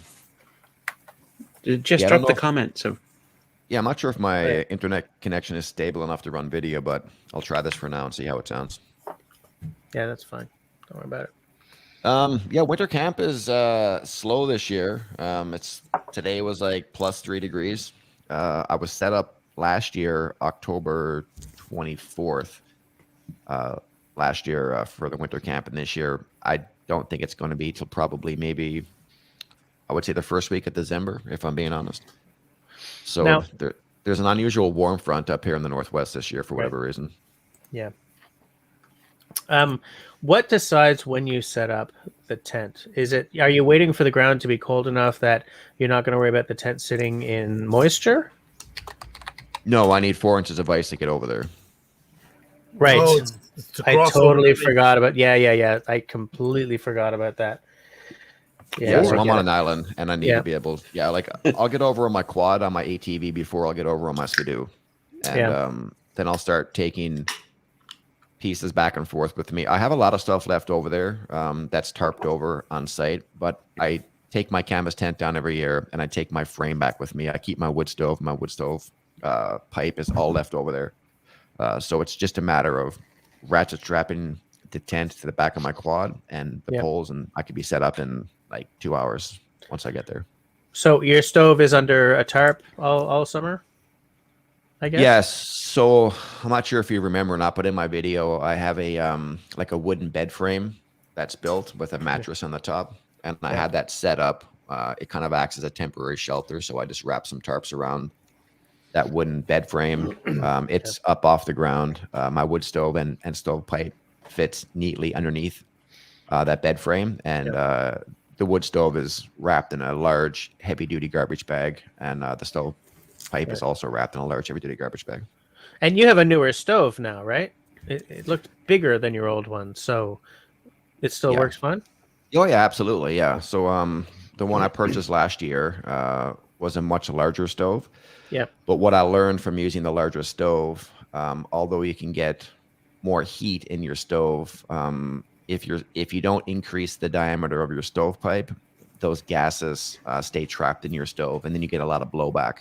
Oh, wow. Okay. So this year, I'm going to try to add additional stovepipe so I can create a stronger draft to try to evacuate those gases. Get that out. Yeah. Yeah, Absolutely. I didn't even think of that. I have a question. It's the length of the diameter that's important. I think it's a combination of both. So for my stove, it accommodates 6-inch stovepipe. Now you can buy an adapter that sits in the top of the stove, which you can bring it up to an 8-inch diameter. But the problem is the outlet in my tent where the stovepipe goes through is only 6 inches. So I think what I'm going to try this year is not worry so much about replacing that stovepipe fitting, but just increasing the overall length of the stovepipe to be able to create that extra draft. Okay. So in previous years, I've set my wood stove up directly on the ground. But what happens, of course, with a hot wood stove is that you start to melt the snow, and then you start to burn the ground. So you can get can get quite smoky in the tent. So I've been using pallets to like lift it off the ground to kind of have that barrier. But Pallets? this year for what? Like What- wooden pallets. Why wouldn't you use something like patio stones? I think it was just weight. So I had these like heavy duty pallets over at my canvas tent anyways. And then I had this like metal corrugated flashing that I put over it. So it doesn't burn the wood and it just kind of gives, it gives me some elevation. But whatever happened this year, I was kind of in between where I set up last year. So I needed to use 2 pallets this year. So I actually brought the wood stove, like it may have been, I'm thinking like almost 8 or 10 inches off the floor this year. And I think that's where the problem was, that it didn't have enough stovepipe coming off the top of the stove. Right, I get it. Yeah. I just want to say hi to Raptor Ranch. How's it going in northern Wisconsin? Nice to see you. Yeah, it's funny because I hadn't even thought about that stovepipe issue when you're upsizing your stove like that. It sounds to me like the blowback is something you'd kind of want to minimize. Yeah, absolutely. I mean, like what happens now is when I get in bed at night, I don't even trust loading my wood stove anymore because I'm afraid it's going to have some blowback in the middle of the night. So I just let my stove die out and just use my sleeping system to stay warm. Okay. Yeah. What are you It using helps in the with- sleeping system? It helps when you have somebody else in your sleeping system. Yeah, Also that's when your sleeping system includes another person, that's definitely right. But yeah, like, so have you had to upgrade your sleeping system for this new reality then? No, not at all. I mean, like everything I use at my camp is generally overbuilt for the purpose that I'm using it for. Yeah.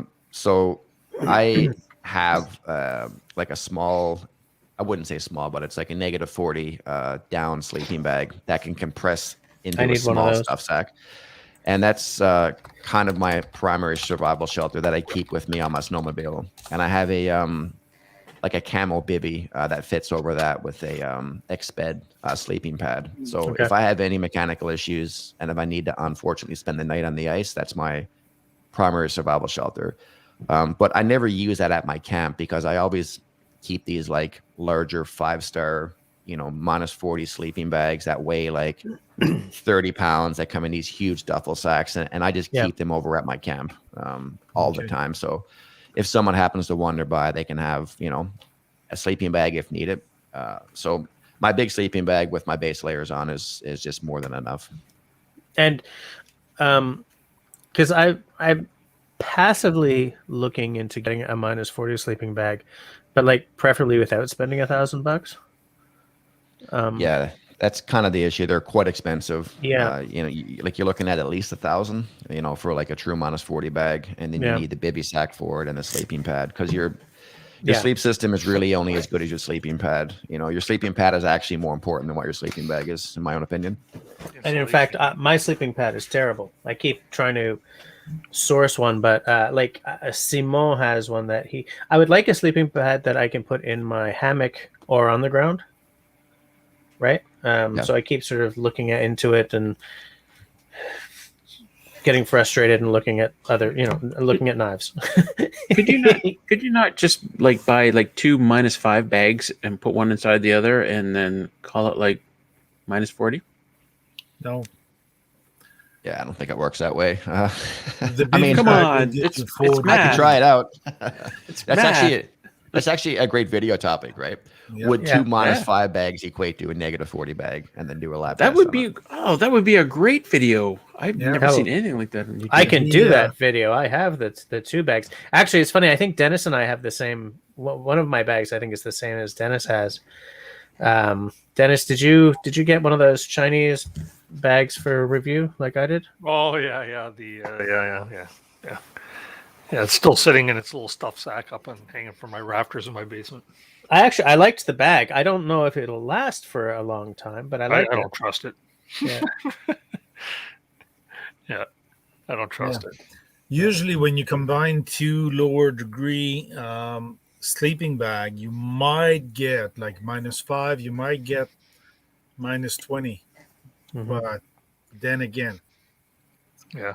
Right. Hey Dave, when are we going to see some videos from you? It's been quite a while since you put something out, eh?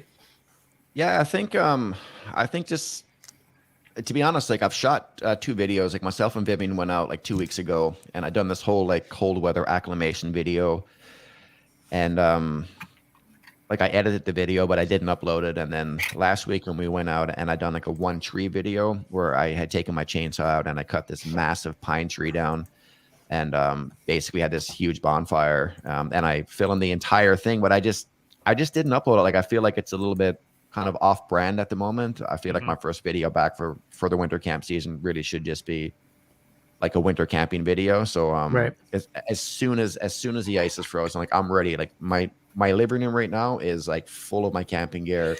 Everything is ready to go. The skidoos are ready. The quad is ready. Like I put new batteries in. I put a new winch cable on. I just done oil change. Like I'm Right. waiting. You're just rearing to go.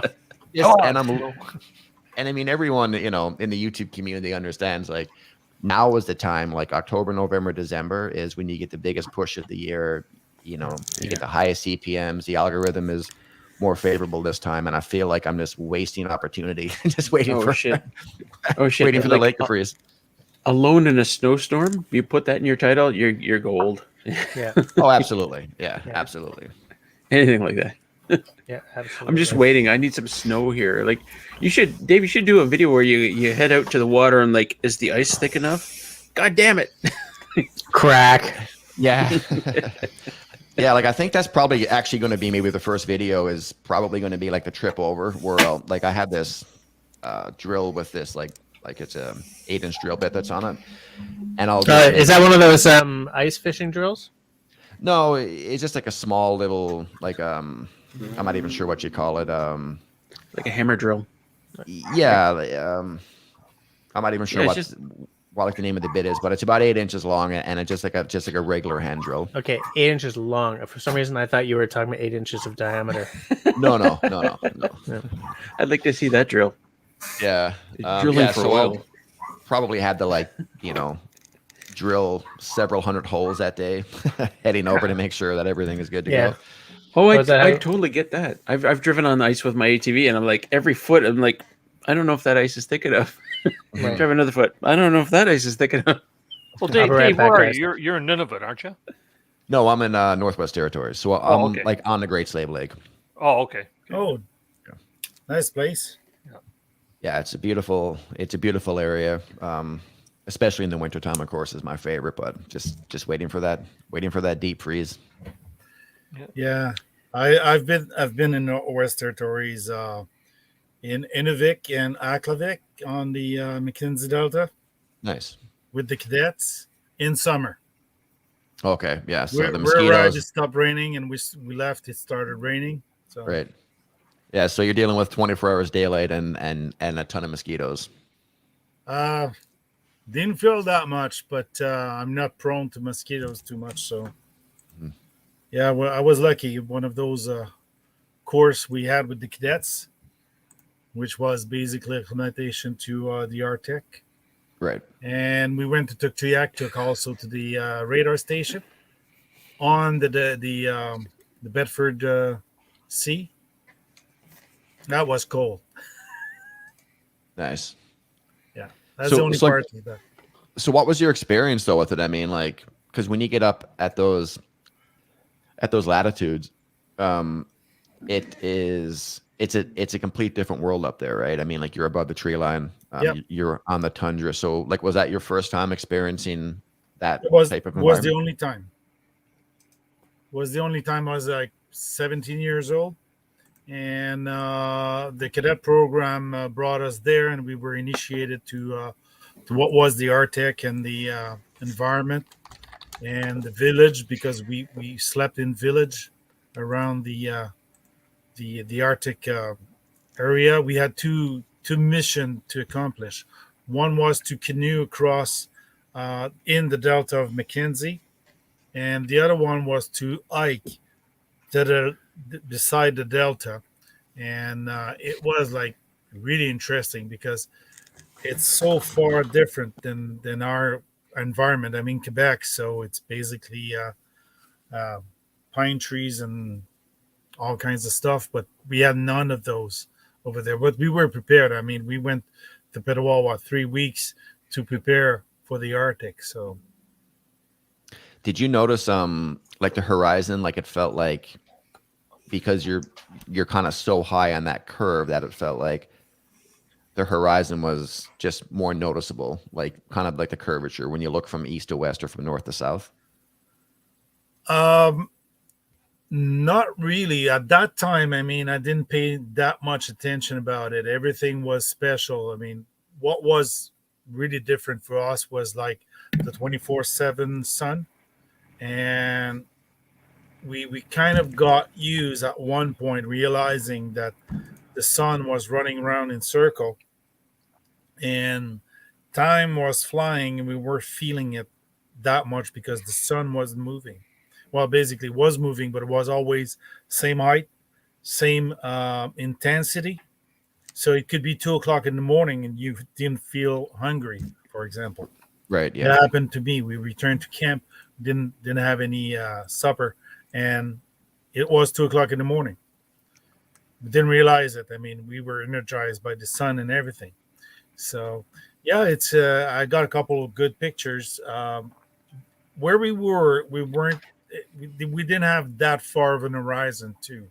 So because we were in the valleys of the delta, so the horizon wasn't that great. I had a better experience of the horizon on the sea.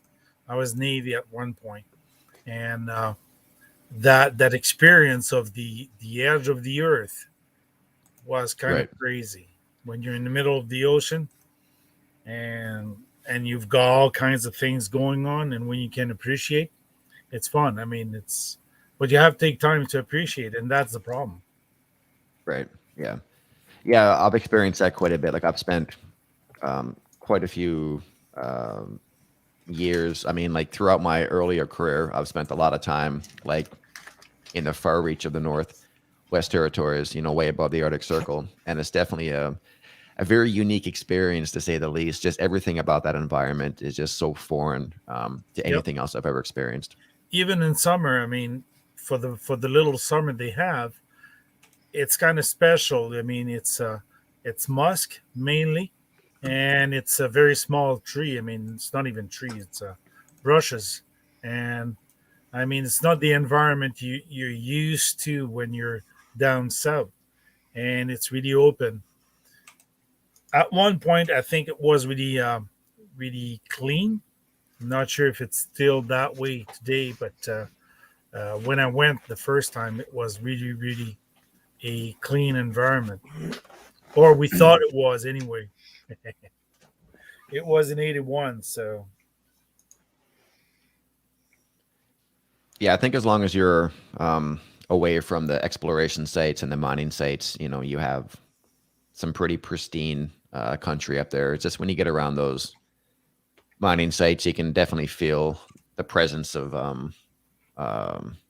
foreign objects that shouldn't be there in that environment. yeah. I remember the delta was kind of clean, but I'm not sure if it was the main waterway. So not sure how clean it was, but we drank from it.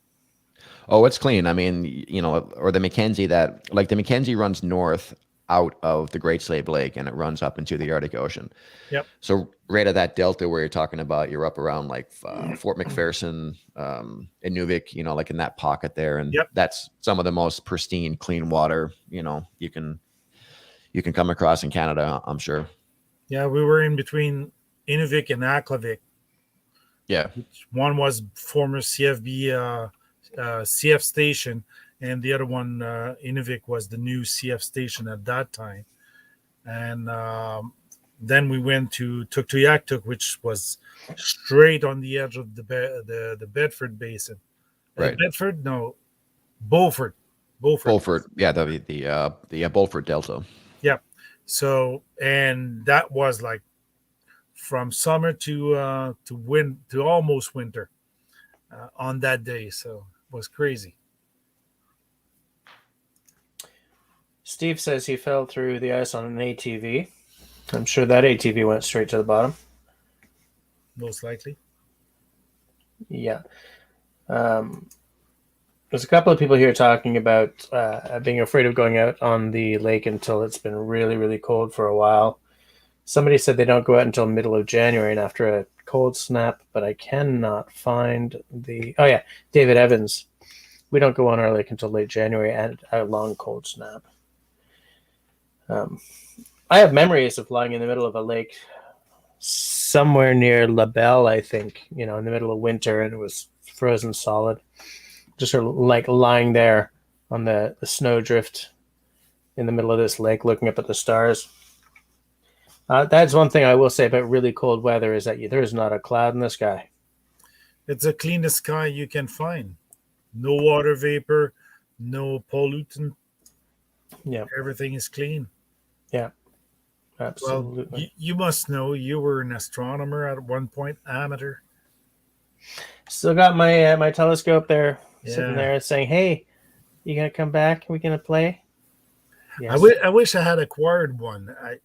I never did. I always borrowed my friend's one. Well, I went out with my friends doing it, but I always did the tripod thing and I have a couple of pictures. Tripod pictures got pretty good result, but not as fancy as those you see today. Yeah. Stars are fascinating, man. Everything in outer space is magical and worth your attention. Absolutely. Absolutely. I will at some point. I'm too busy being a dad right now to do any of the stuff that interests me. Yeah. That did not come out exactly right, but you know what I'm saying. Well, you'll be busy until they're leaving the nest. Yeah, until I'm 65. Well, maybe less than that. my last one, my latest son just got in the military. Yeah. So he just finished basic. So he's gone. Yeah, I saw those pictures. Yeah. Jess, Engineer? Jess, are you coming here next year, Jess? I'd love to. I would love to. September, October, you need 4 days, 2 days of travel, 2 days of fun in the wilderness. September, October. Okay. That would be tempting to have that invite. Take him across the Bridge of Doom. There is stuff to explore out here, Jess. You can be places that no one has ever been in the last couple of years. Yeah.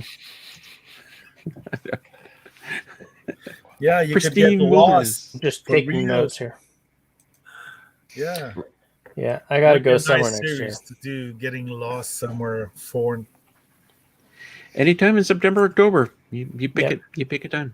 Miss the bugs. I would like to say hi to Chris's Clever Craft. I don't know if I've seen your name show up in our side chat before, but welcome to the Hello, live Chris. stream. Nice to see you. Nice to see you. Also, I didn't have a chance to say hi to SV Raven Flintlock. Nice to see you as well. Steve, I didn't really get to say hi to. I pointed out that he fell through the ice on an ATV. Didn't really get to say nice. What? Say hi to.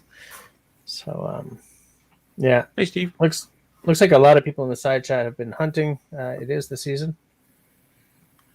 That's another activity I'd like to get back to. Yeah, one year I will. Dave, do you hunt up there?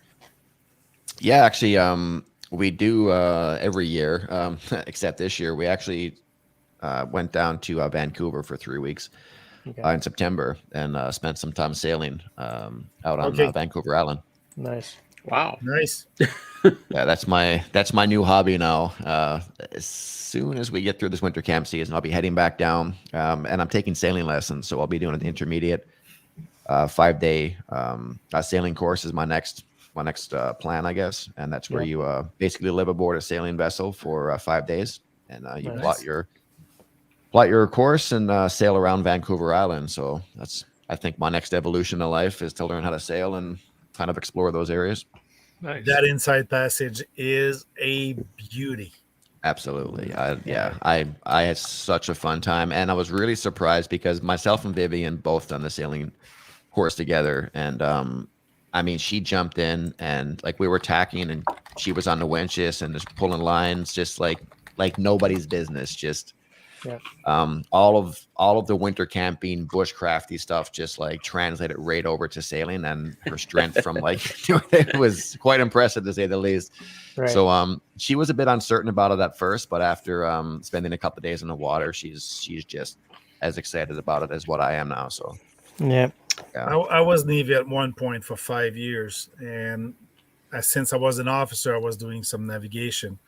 And once you get the navigation on sea, your land navigation is going to be nothing as it was before. It'll go up 20-fold. I can imagine. Yeah. I mean, even like the little bit of experience that I had going into taking the sailing course, it was just so much more with like terms of land awareness and situational awareness, and just kind of knowing your environment and multitasking by reading like the clouds, the wind, the current, like the tides. There's so much things going on at once, and it was like once you're able to kind of dial that in and pay attention, it almost opens up that third eye, of your environment. And yeah, it was super fascinating. Yeah, Oh, I Dave, do love to sail. I absolutely love Dave, sailing. a number of years ago, my wife, like 5 years ago, my wife and I went on a trip to St. Vincent and the Grenadines, and we did it was a week on a sailboat with a sailing instructor. So he taught us for a week on how to sail a boat. And it was awesome. At the end of the week, I wrote my ASA 101 and 103. Sweet. But it was so great. We island hopped because there's a bunch of islands down there. Every night we're staying at a new island. It was great. Yeah, that's and now amazing. And now I can rent sailboats anywhere in the world because I have my ASA 103. Yeah, that's the trick. I mean, is like get those licenses, and then like I've been looking at buying a sailboat. Of course, it doesn't make any sense where I'm currently located at, but the cost of sailing is so expensive, and the cost of owning the boat is so expensive. Yeah, it's crazy. So it's almost better just to maybe rent for your first few years, even if it costs you like I'm going to throw out some crazy numbers, but I mean, if it costs you like $5,000 a week to rent a sailboat, like a 40-foot sailboat, that's still cheaper than buying a sailboat and paying the document, like paying everything to own that boat, right? And be aware of flying, right? Yeah, be aware that boat's going to cost you, and on the gear, on the gréement in French, all the lines and the sails and everything. That's going to be every year, every 2 years. You're going to be changing everything. So a motorboat or a sailboat cost about the same. The fuel on the motorboat and the gear on the sailboats, and it's crazy. And that boat is expensive too. Yeah, like the boat we were on was a 40-foot boat. I think it had a value of maybe about $180,000. He had all new rigging on the boat. He had a wide variety of different sail selections, on the boat, all different kinds of asymmetrical sails and Genoas and all of these really cool looking sails. Yeah.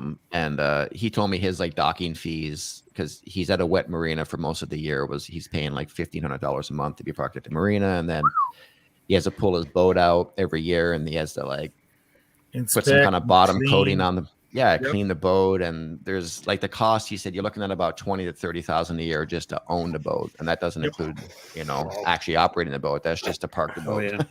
Yeah. So one thing that go ahead. I was going to say that one thing that the skipper of the boat that I used to crew on, 30-foot boat, which if I was to buy, when I wanted a boat, let's be honest, before there were kids and everything, 30-foot was what I was aiming at. It's a really nice size. The boat that I crew on, what the skipper did was he pulled out the diesel engine and put in an electric motor. Nice. Okay. Yeah. And that has made a massive, because if you own a boat, you have to be a handyman, because otherwise paying someone to do all the stuff that needs to be done, forget it, man. You're losing money just going out of the gate. So like, he and I repainted the boat. We did some trim work. He tore out the inside and redid it all with new wood. And he pulled out the diesel engine and put in the electric, And it's funny because he doesn't pay for fuel anymore, right? I mean, he pays an electric bill, but I mean, he just pays whatever's the marina's electric, plugs in But- the boat. Well, Um, didn't he have a generator motor on board to supply the electric? Usually, it's a diesel electric arrangement, a Yeah, very but- smaller diesel. But there's nothing in. I mean, he pulled out this huge old 1970s engine and put in A tiny this, one. you know. So he had like room for batteries. He's got like whatever it is, like a dozen or 20 batteries in there and stuff. But the one thing that neither of us were expecting is the best moment in sailing in many, many ways is the second that the diesel engine clicks off and all you then hear is the sound of the sails. The wind, yeah. That moment never happens anymore because an electric boat is silent, man. It makes no noise. So like that moment of, you know, and then we don't get that moment anymore. Yeah. So it's just one tiny little loss in a sea of pluses, you know. I think it's wonderful when you watch some like YouTube channels where they just do sailing and they arrive in the South Pacific and there's nothing there but sailboats because a motorboat's not gonna. Well, I mean, there's locals that could have motorboats, but you know what I mean. Like, you don't get there unless you're on a sailboat, right? You're not motoring for 3 weeks. Yeah, it's hard to do. Yeah, the problem with sailboats is really slow, and often they don't have enough wind. Yeah, if you're especially if you're in the doldrums, right? They're in the. Hey, Jess. By the way, this hand signal means it's time to remove the comment on screen. Yeah, I didn't even notice that it was there. Yeah, so watch for I thought this. You had an invisible girlfriend there. Oh, Dennis! Wow. Oops, sorry. Jesus, Dennis! He didn't say much tonight, but he said the thing. Yeah. He's silent all night. Had me up here for a reason, eh, Jess? Yeah. Yeah. Because with you around, I'm the classy one, and that's the only time that ever happens. Dave, Dennis? How long is your summer per se? I think what the rest of Canada would deem as summer, I would probably say 2 months. 2.5 minutes. Yeah, pretty much. As much as in Quebec, I mean. Yeah, yes. but LT, I'm not going to put a Montreal winter up against where he lives. Right here, it'll hit -40 like twice. There, it'll probably stay there for a good long time. Right? Yeah, remember I live in Quebec City where we have snow and real cold. Yeah, but, you know. So 2 weeks for the regular summer, but no, I would say about 2 months. Like 2 months. I would say from I mean probably. Like if you're talking shorts and t-shirt weather, you're looking at like probably mid-June, up until probably late August, would be what you would call, like a hot summer. For me, it's basically if I'm not wearing base layers, then to me it's summer. So I usually go from mid-May to probably mid-September to mid-October. Like it's, right. Perfect for me. But I mean, if you're looking for blue skies, sunshine on the patio deck, looking for that heat, yeah, you're looking at about probably 2 months a year. But the thing up here, as you know, with that everlasting sun, once the summer hits, it's hot, and it's hot for 2 months because it never cools down, right? Like for you guys down south, it heats up in the daytime, it cools at night, but there's this gradual build here in the north that's getting hot. I want to say two things. First, hi to Uper RD. Welcome to the chat. I think you walked in at exactly the wrong time, but we're now back on to actual subject matter. And to Dave, to you, what is a hot summer then? I mean, if you're into the mid-20s, to me, that's a hot summer. Okay. We have some days this year in particular that got up to, 30 degrees, 31, 32. But for the most part, I mean, anything over 15 degrees Celsius for me is kind of getting warm. Yeah, and I'll admit that I'm happiest between 15 and maybe 22, 23. above that, and I started to be like, oh, come on. Yeah. Well, in Montreal, it'll get like 32 degrees and sticky because of humidity. And it's probably about the same up where LT lives. We But yeah. get 40 once in a while. Yeah, yes, and we do too. And it's like, come on, Jesus. But it's interesting that it gets now. You said it sort of hit the 30s a bit last year. Now, was that because of the whole sort of what do they call it, the heat dome or whatever that was kicking the crap out of California and BC and Alberta? Yeah, like I think so. I mean, like again, this has been a really unusual year because we were above seasonal temperatures for our spring and summer this year. Okay. And we're currently above seasonal temperatures for, fall leading into winter. So I'm not sure if it's just one of those one-off, times. But like I say, like last year, we had a very cold fall last year. I mean, like we were frozen mid-October last year, like enough to be out on the lake, right? So, and like I say, like today it reached a high of +3 today. We're into November. This is just unbelievable. The fact that there's no snow on the ground and there's no ice on the lakes at this moment. Yeah.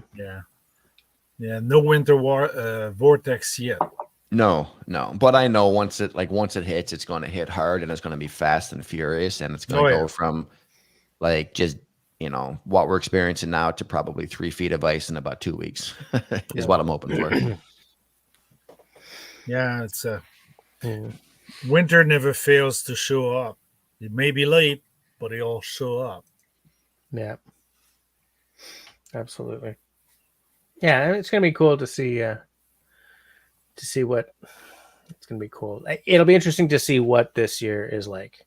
I think I was listening to the Canadian Geographic podcast today, and they were talking to one of their fellows. I don't remember his name. But he's an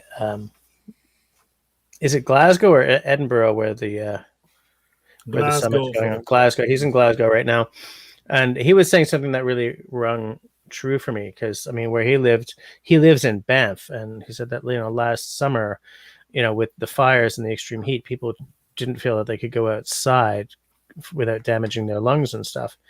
But what he was saying is that it's almost like there's no new normal. Like the new normal is chaos. We don't know what next year's weather is going to be like, and that kind of rings true for me because in the past 10 years, my mother-in-law's place has been flooded by a once in a century flood 4 times. Yep.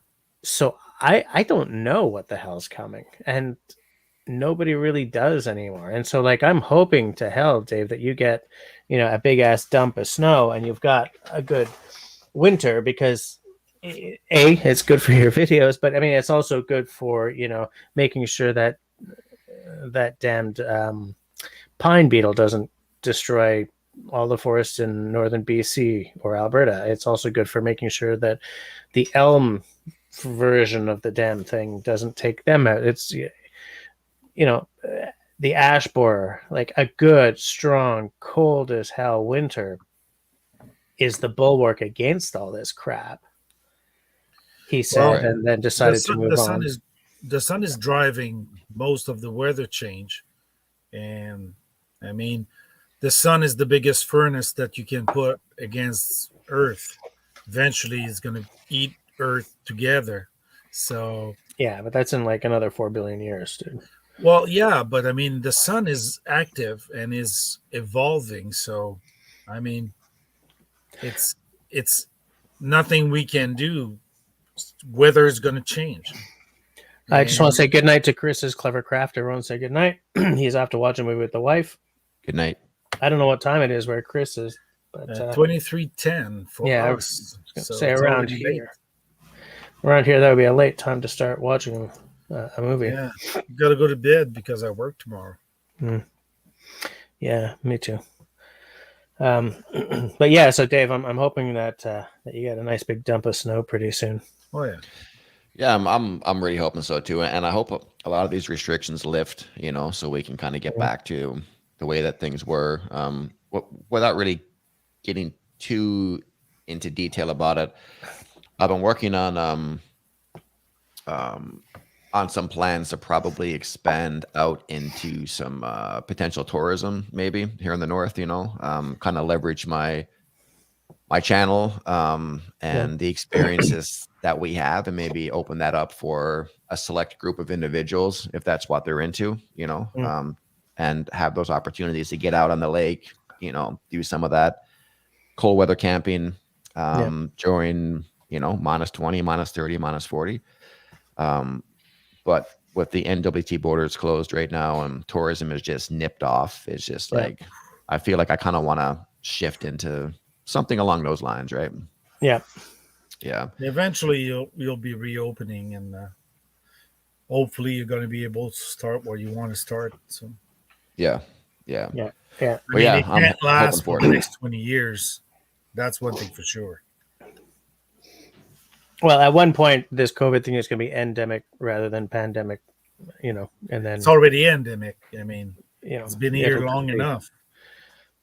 part of your yearly shots or whatever, SV Raven Flintlock says they lost all their ash to the Emerald Ash Borer. Yeah, and we're not doing great in Montreal either. That's for sure. Yeah, they're decimated down in Niagara here. Yeah. Quebec City is also touched, I think. Yeah. C'est pour la chêne. C'est ça, ash is chêne. Lots of good firewood right now. Yeah, but actually, ash is wicked firewood. It's terrific, but I'd rather keep the trees alive. Yeah. At what cost, Dennis? At what cost? I know, right? Yeah. Here in Quebec City, they're going to chop down the old tree because they want a tramway. So, Right. who the fuck cares seems to be the answer. To be green, we have to scrap the green. Yeah. Yes. Right. It's a it's funny because here in Montreal, they're putting in a light rail, and where my office is in the day job, it's right next to a protected wetland. And since this light rail project has started, they took out an entire chunk of the protected wetland that was a breeding ground for the comment in the bottom. for blue herons. And they recently accidentally, while drilling underneath the wetland, they created a hole and drained the whole damn wetland. So it's all toast. It's all toast. Yep. They caved in, and the engineer were great at it. Yeah, it's like They Jesus. blew the thing up. That's excellent. I mean, Quebec is proving it has the best of the best of the best of the best to screw up. Yeah. Every single project. It goes over budget. It doesn't serve the people the right way. And it's not wanted most of the time, and they do it anyway. We've got it great. David Evans says, I cut down some ironwood today. They generate a lot of heat. It's funny because I don't doubt that. The scales on my first real bushcraft knife, that's desert ironwood, and it feels very bloody dense, man. I was to say that keep some best chunk of it to make scale on knives. Yeah. You can even market them. I'd like to say hi to Fox River Bushcraft. Welcome to the live. Welcome to the side chat. Hello, Fox River. I don't know when you showed up because I'm so late on the side chat, but I hope you're enjoying the show. Technically, we're after closing time. Let's say we go until 11:30. Yeah, because it's your show, man. Yeah, let's go till 11:30. Well, if Dennis's view is correct, we're actually off air right now. Yeah, I think it means his channel is off air. Right. Yeah. Anyway. So do you guys have any big trips planned for, or trips or outings planned for the upcoming winter camp season? I just have hopes. Yeah. That's all I have is hopes. That program shut down most of the time. We're not even allowed to sleep over up until March next year. Why? So it's going to be one day outing and go back home. I myself, I'll be Algonquin Park once or twice, doing some winter camping, and then probably one like long weekend or something in Crown Land up northern Ontario. Nice. And do you actually own a winter tent, or do you rent something, Dennis? I've got one of those. You've heard of the company One Tigers? Yeah. Yep. It's just a cheapy type of thing, but it's their winter camping hammock tent. So it's one that you can hang your hammock through. Interesting. And Okay. it's got the stove jacks for a wood stove. Okay. And I used it this summer here just to try setting it up and everything, and Yeah. I think it'll suffice. I don't know what it would be like with a heavy snowfall on it or anything like that, but I just watched a video by bloody hell, I don't remember his name because a beer and a couple of Scotch whiskeys, but he did a whole sort of breakdown of like a 2-season tent, a 3-season tent, and a 4-season tent, and how nobody buys a 2-season tent. But was it Quentin Tarantino? I never know when he's being serious. he's not being. I'm trying to, was it Wes Craven? Was it, Mel Brooks? Yes, it was Mel Brooks. That's exactly who it was. Thank you, Russell. Thank you. I just turned my fucking. Ow! You're such a disruptive influence. It's crazy. But like how the difference between like a 3-season. Oh. Where was I? If we were trying to do 5 live stream at the same time and all meet together, the internet would break. It's ready to go there now, LT. Yeah, it kind of is. Yeah, I guess too much of the good stuff. Right. But yeah, like this idea of like the 4-season tent is actually for the 4th season, right? Like they're pretty much winter only, like cold tents, and obviously they're terrible during the summer because there's none of the breeze or anything. But like to me, like I have this idea of the tent I want for winter camping, and it's a big honking canvas, like a big 10x10 Esker or something, Yeah. Stove inside, pipe going out the asbestos part or whatever the hell they use around the stovepipe now. And like I always see these little cold tents, or these little 4th season tents, as being the tent that the guy who's climbing up Everest puts in his backpack kind of thing or something. Yeah. Rather than I'm winter camping for the joy of bushcraft and the joy of camping. I want an old school canvas tent with an old school stove inside, and I will do old school things, at night, like reading paper books and enjoying the fire and I don't know, playing a harmonica or something. That's like not old school though. Yeah. Old Having school, chair old school, in the your 4th tent. season cold tent. I mean, it's not just a shelter; it's a living space. Yeah. So, If you want to try the cold tent experience, Jess, I got a 4-season tent for sale. Do you? Yeah. They're expensive though, aren't they? It was when I bought. It's about 15 years old. It's been used about 4 times. Yeah. Yeah, and when I bought it back like 15, 16 years ago, it was probably an $800 tent. Yeah. It's crazy how much they are. So you're actively trying to sell one? Yeah. Marty Morissette was interested in it there. Or he was looking for it, so I dug it out. I got to set it up, get some pictures of it. Mm-hmm. It's in mint shape, but yeah. If you've only used it like 4 times, but Jess, have you checked out those Russian bear market tents? No. Do you have a URL that I should be checking out? I can. Yeah, just give me a second. Yeah, that Russian market is opening up, and there's special stuff. But sometimes there's good stuff. I mean, PR's Croft guided sharpening system seems to be the Cadillac of them all. Yeah, that's for sure. I'm looking for Dave's name to make sure he's got a blue wrench near his name so that he can post. Links. Blue Link. wrench. Yeah, links. Sorry, I got distracted by the Yeah. Dog. the scroll. Dog mayo. Yeah. Dog mayonnaise. That's. You My don't want dog dog is with mayonnaise. the wifey tonight. She's sick.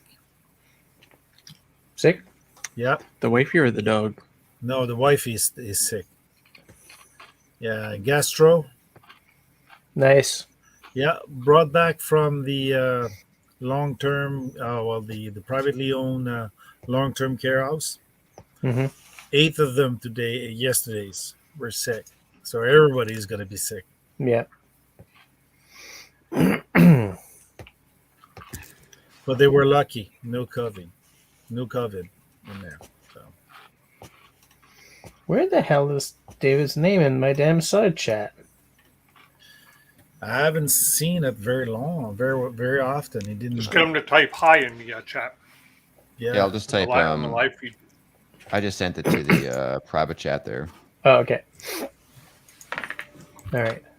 Yeah, these guys have some very high quality tents. Like full disclosure, they sent me a few tents to try out last year, and I've tested out 3 of their tents, and they are some pretty high quality products, to say the least.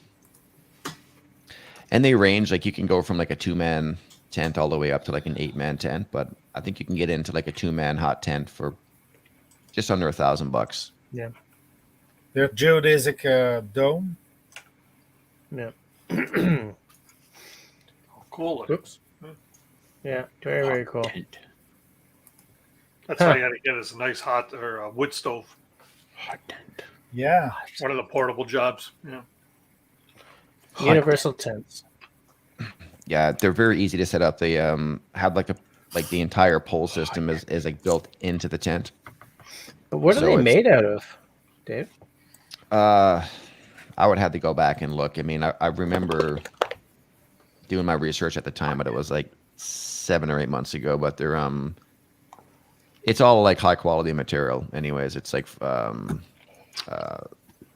retardant, high quality, like multi-layered. Some sort of soul nylon or something.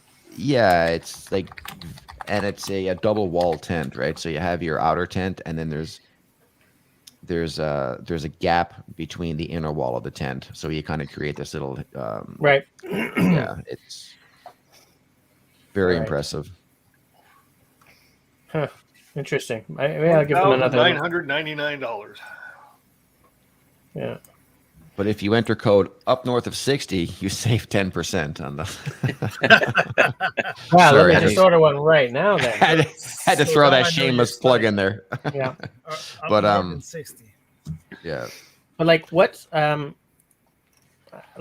got a lot of designs, and I'm wondering which would be like, I like that all season premium, but it's like $2,300.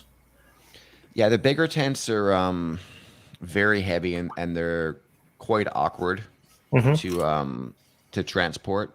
Okay. I would recommend. I'm just going to open up the link here real quick.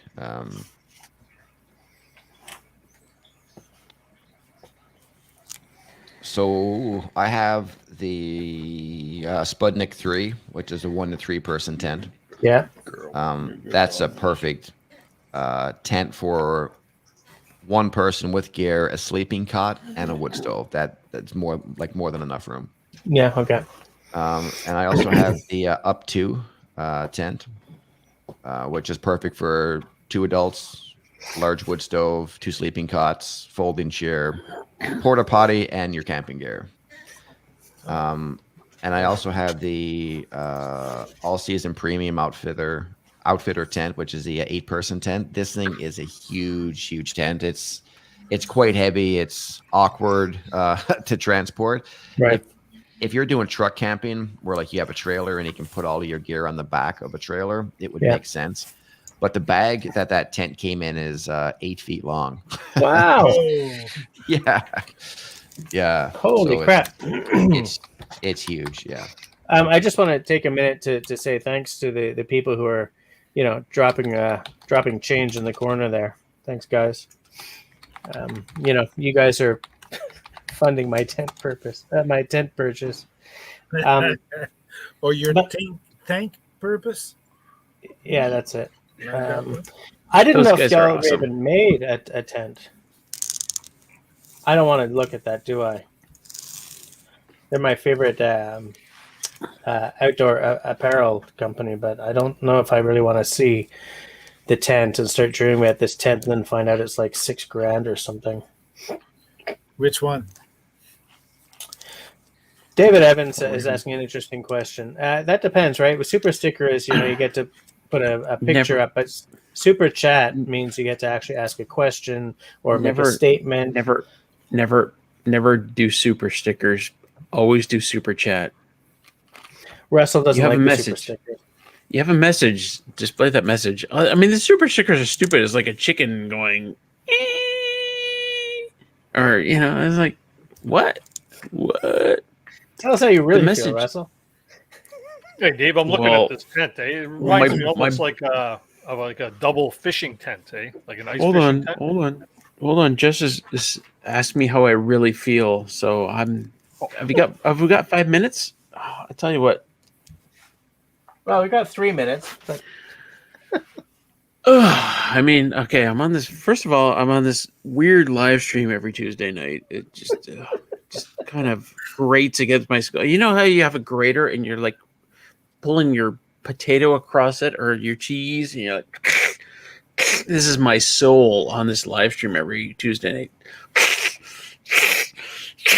So, and then like it goes on way longer than it should. I mean, and then and then I gotta look at Jess all night because holy crap. well, this is going downhill fast. Can we say it went sideways? It hasn't gone sideways yet. Not for. Oh, sorry, was it? You didn't Not really for want lack to of- do all that, No, did of you? course. I never really care about what anyone thinks. Okay. Fair enough. Oh Fair my enough. God.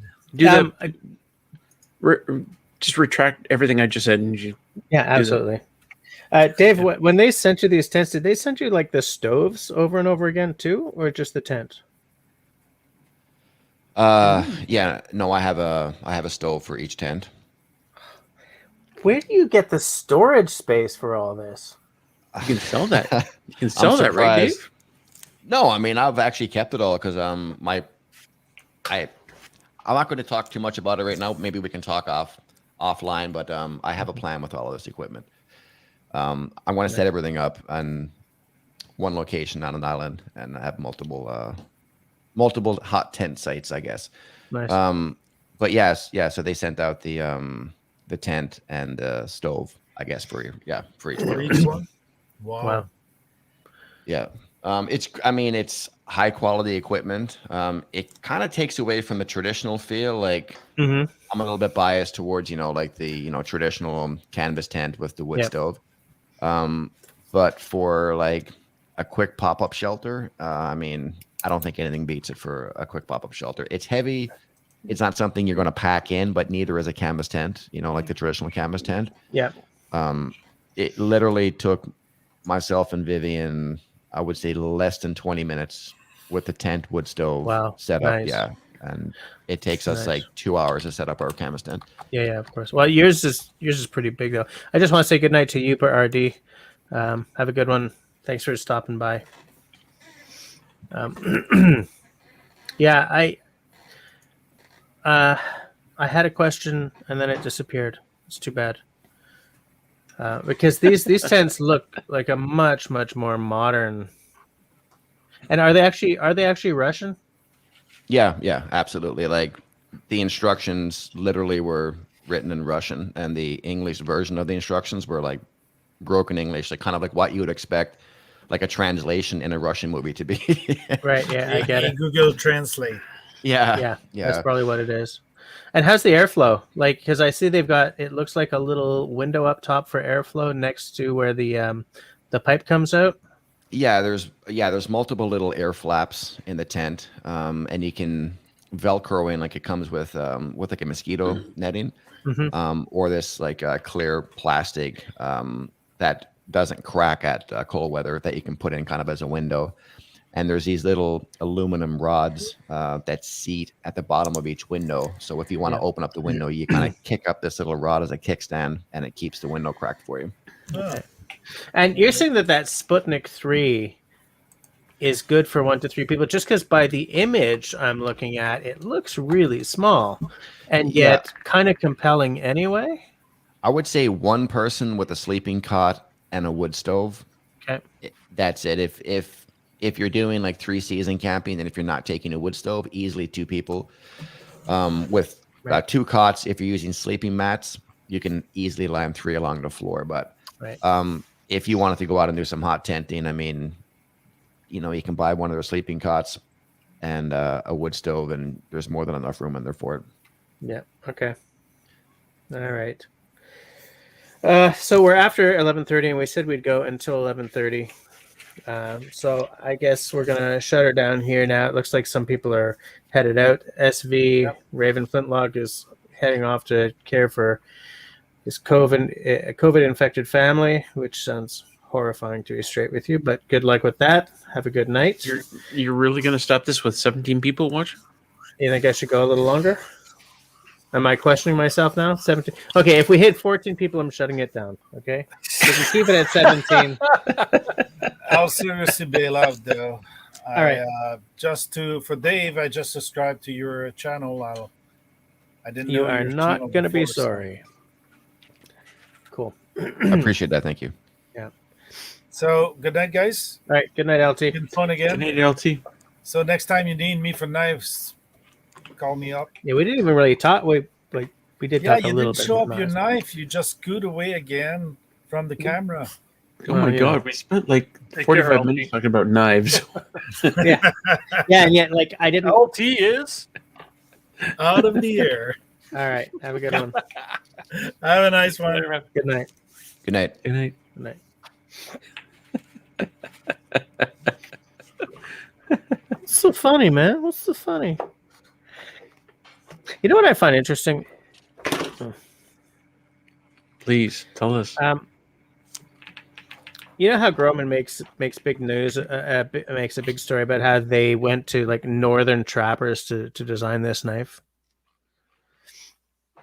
Like, what's the difference between a northern trapper and a southern trapper aside from the gloves? Like, do you think they were talking about having put extra work in to make this handle good with mitts or something? Dennis, you know what I'm talking about, right? Like, have you been to the Groman website? When they I were have, yeah. designing this knife, they're like, we went to northern trappers and hunters. I'm like, okay. What? it You sounds know? good. That's why. Yeah, I think you're right. Right. I think you're right. Yeah.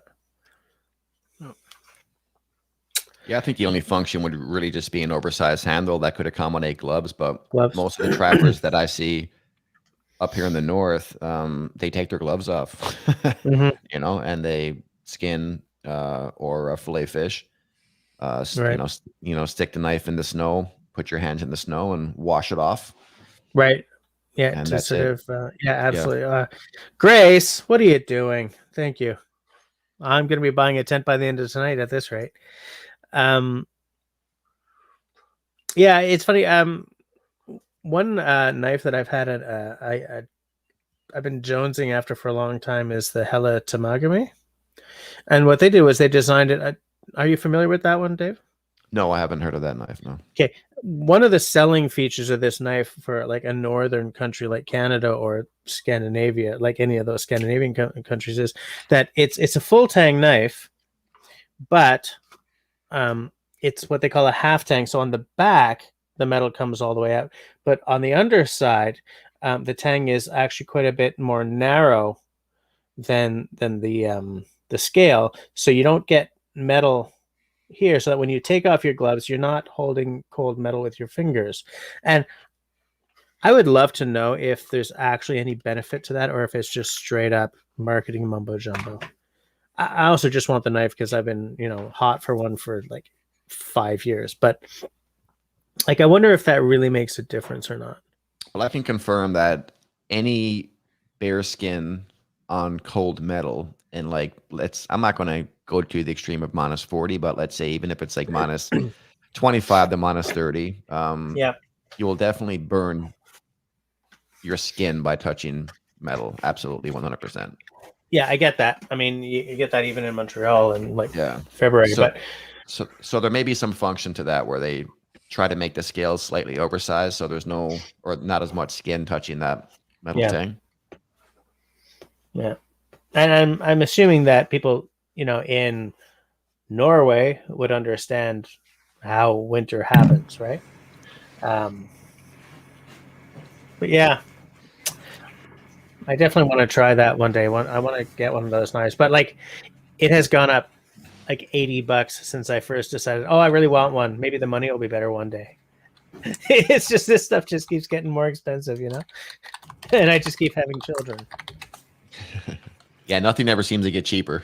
Yeah, that's for sure. Yeah.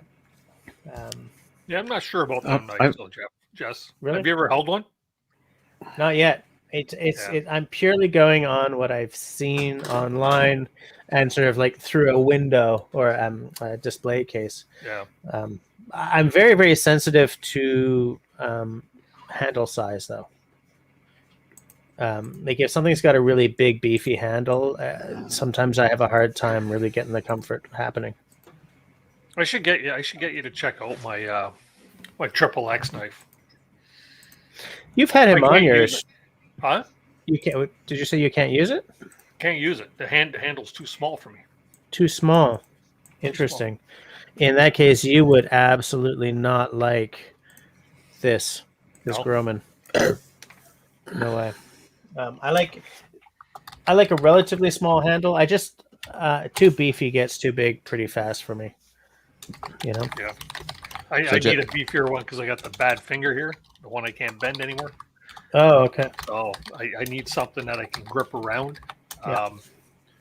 This triple X knife that I had made for me. The grip is too small. Okay. Beautiful, beautiful knife. I think I've shown it to you. That's one with the bird's eye maple and yeah. Nice knife. One day I will hold on to that knife in your presence. There you go. So, Jess, what would be the primary function for that knife if you own it? Would it be more of like a skinning knife or bushcrafting knife? Like, where would it sit? For me, everything is bushcraft these days. I haven't been hunting in like 6 years, and I don't know if I'm ever going to get to go again. So, like, just because of the circumstances under which I used to hunt and no longer do. So to me, everything is about just general camp chores, right? I do have like this little guy here is a really cool skinning knife. Okay, right? You know what? I thought Dave said, "Well, it'd be a skinny knife," and I'm like, "Oh my god, what's a skinny knife? I don't know shit anymore." I question my reality. This is a skinny knife. Okay, this. Wait. Yeah, I know you've got the same one. Are we? Dennis is going to show his. No, he's not going to show his. But yeah, Dave, it's all about the bushcraft for me, or food prep. I want to do a lot more videos of cooking over a campfire kind of thing. Okay, I go get mine. Yeah, go and get it. Go and get it. Of course, come on. So, Jess, what's your thoughts on like that intersection between bushcraft tools versus survival tools? Right, like for me, I enjoy the bushcrafting, but I generally choose like more survival based utility tools as my primary carry, and then I kind of adopt those tools into the bushcraft. Now, it may not be as functional or as specific as some of the bushcrafting tools made for that task, but there's kind of some fun with that, like just becoming comfortable with using a tool that's not designed for a specific task, but is kind of the jack of all trades but the master of none. I have three things to say about that. One is that there's a large segment of the people in our area who say that there is no difference between a bushcraft knife and a survival knife. There's just a knife. Okay. I don't really buy into that, to be straight with you. I think that there are knives that are marketed towards survival. What is with all the money you guys are throwing at me, for God's sakes? Thanks, everyone. I guess this means I have to go see Russell next year. There are knives that are a bad thing, eh, Russell? Are you kidding? I'm dying to. There are knives that are very specifically marketed at bushcrafters, and others that are very specifically marketed at survivalists. Before I really knew what I wanted, I got like a Bear Grylls knife and a what's it called, LMF2. And frankly, those knives showed me that there is a bushcraft knife and a survival knife. Look at that. I love that knife. That is so cool. It looks like I got to oil my blade a bit. A little bit, but it's still such a nice knife. I love that. drill bit. Where you got it, or for me? Oh, for Nice. bow drill. Yeah, Very bow drill cool. divot. Yeah. Divot on one side and then the guy's logo on the other. Yeah. Very pretty. Very pretty. That's very nice.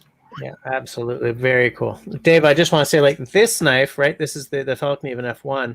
This one I feel hits both, right? Because it's supposed to be like the Swedish Air Force survival knife, but it's an excellent bushcraft knife, right? You can, like, there's no serrated edge here, so you can do your carving for feather sticks and stuff, you know?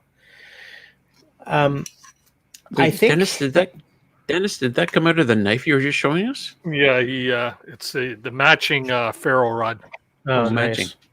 Right. Okay. Yeah, that's cool. I love That's the grain, very cool. the grain of the wood on this, like the bird's eye maple. Yeah. Yeah. Beautiful. Absolutely. And Dave, just to finish up, I was going to say, I think that your approach is smart where you are. Where I am,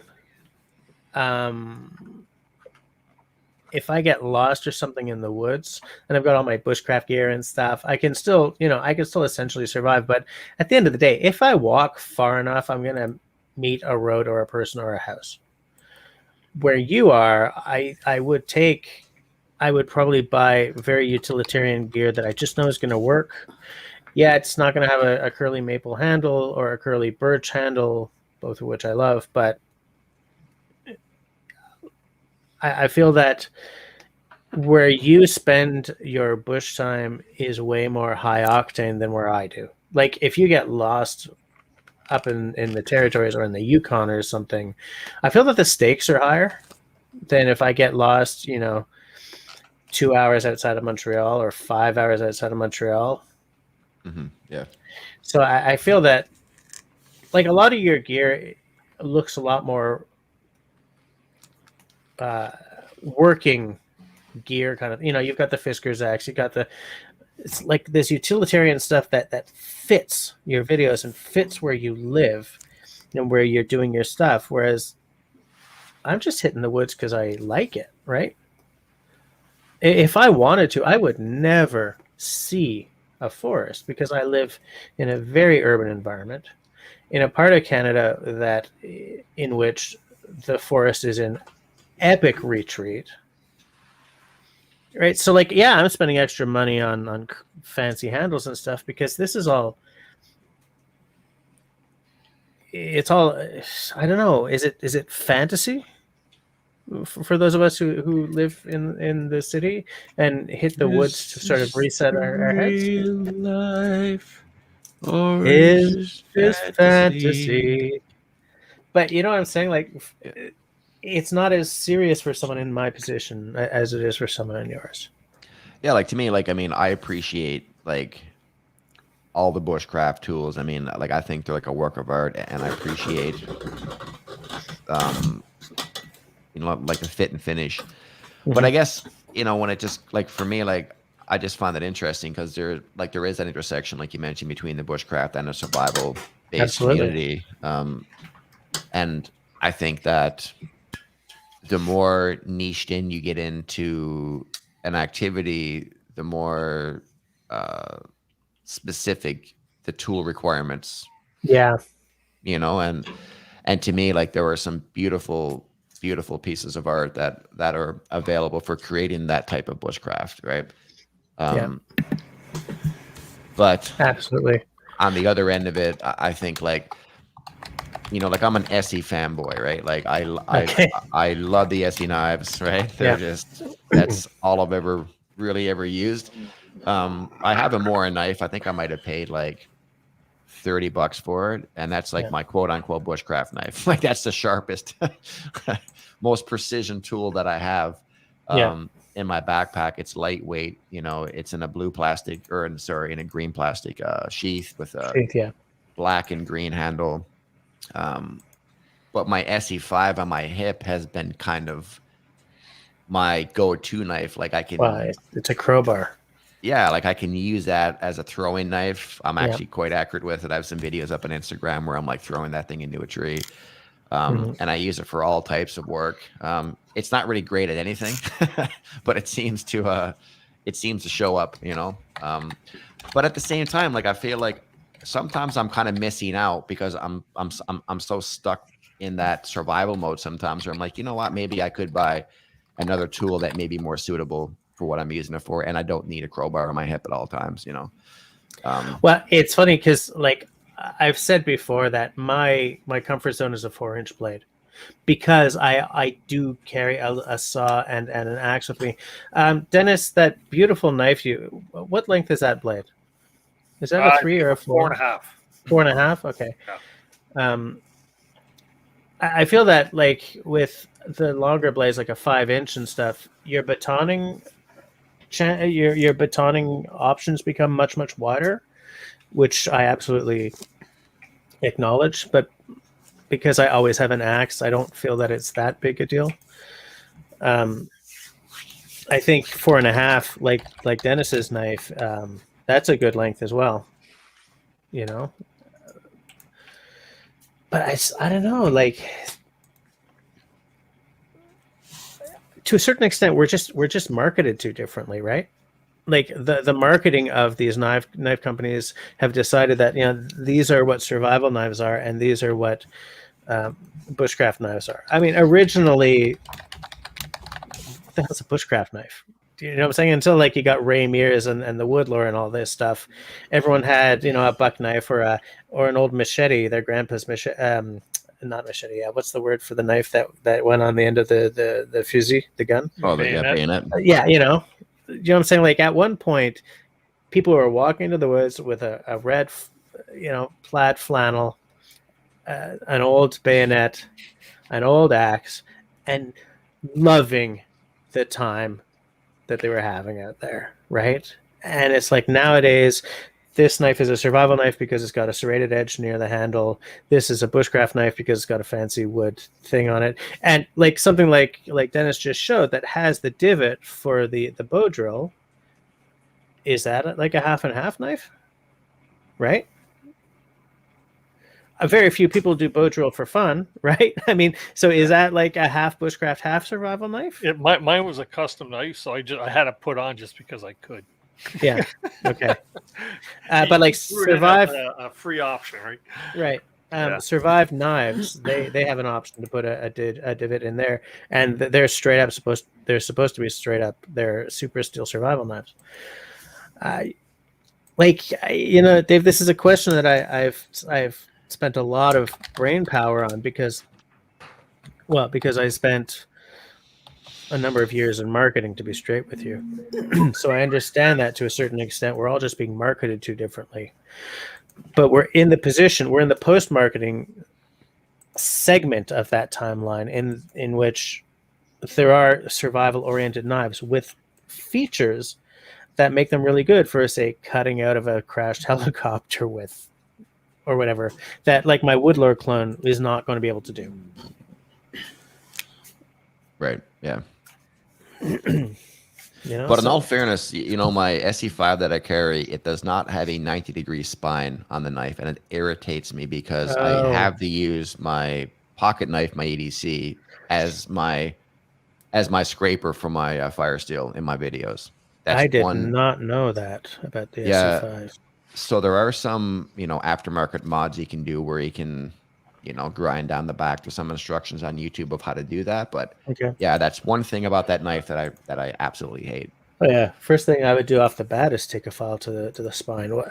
I think that a survival knife needs to, because to me, like I have my bushcraft gear, and then I've got sort of this developing a survival kit for just in case, because I feel that I kind of have to do that or something. But like to me, the knife that would go in that survival kit would have to scratch a ferro rod, because a ferro rod is my survival fire making. I'm not going to depend on a lighter that could run out of fuel or whatever. You know what a buddy of mine did? He went to a skate sharpening place and had him put a 90 degree on the back of his knife. Oh yeah, that's actually a really good idea.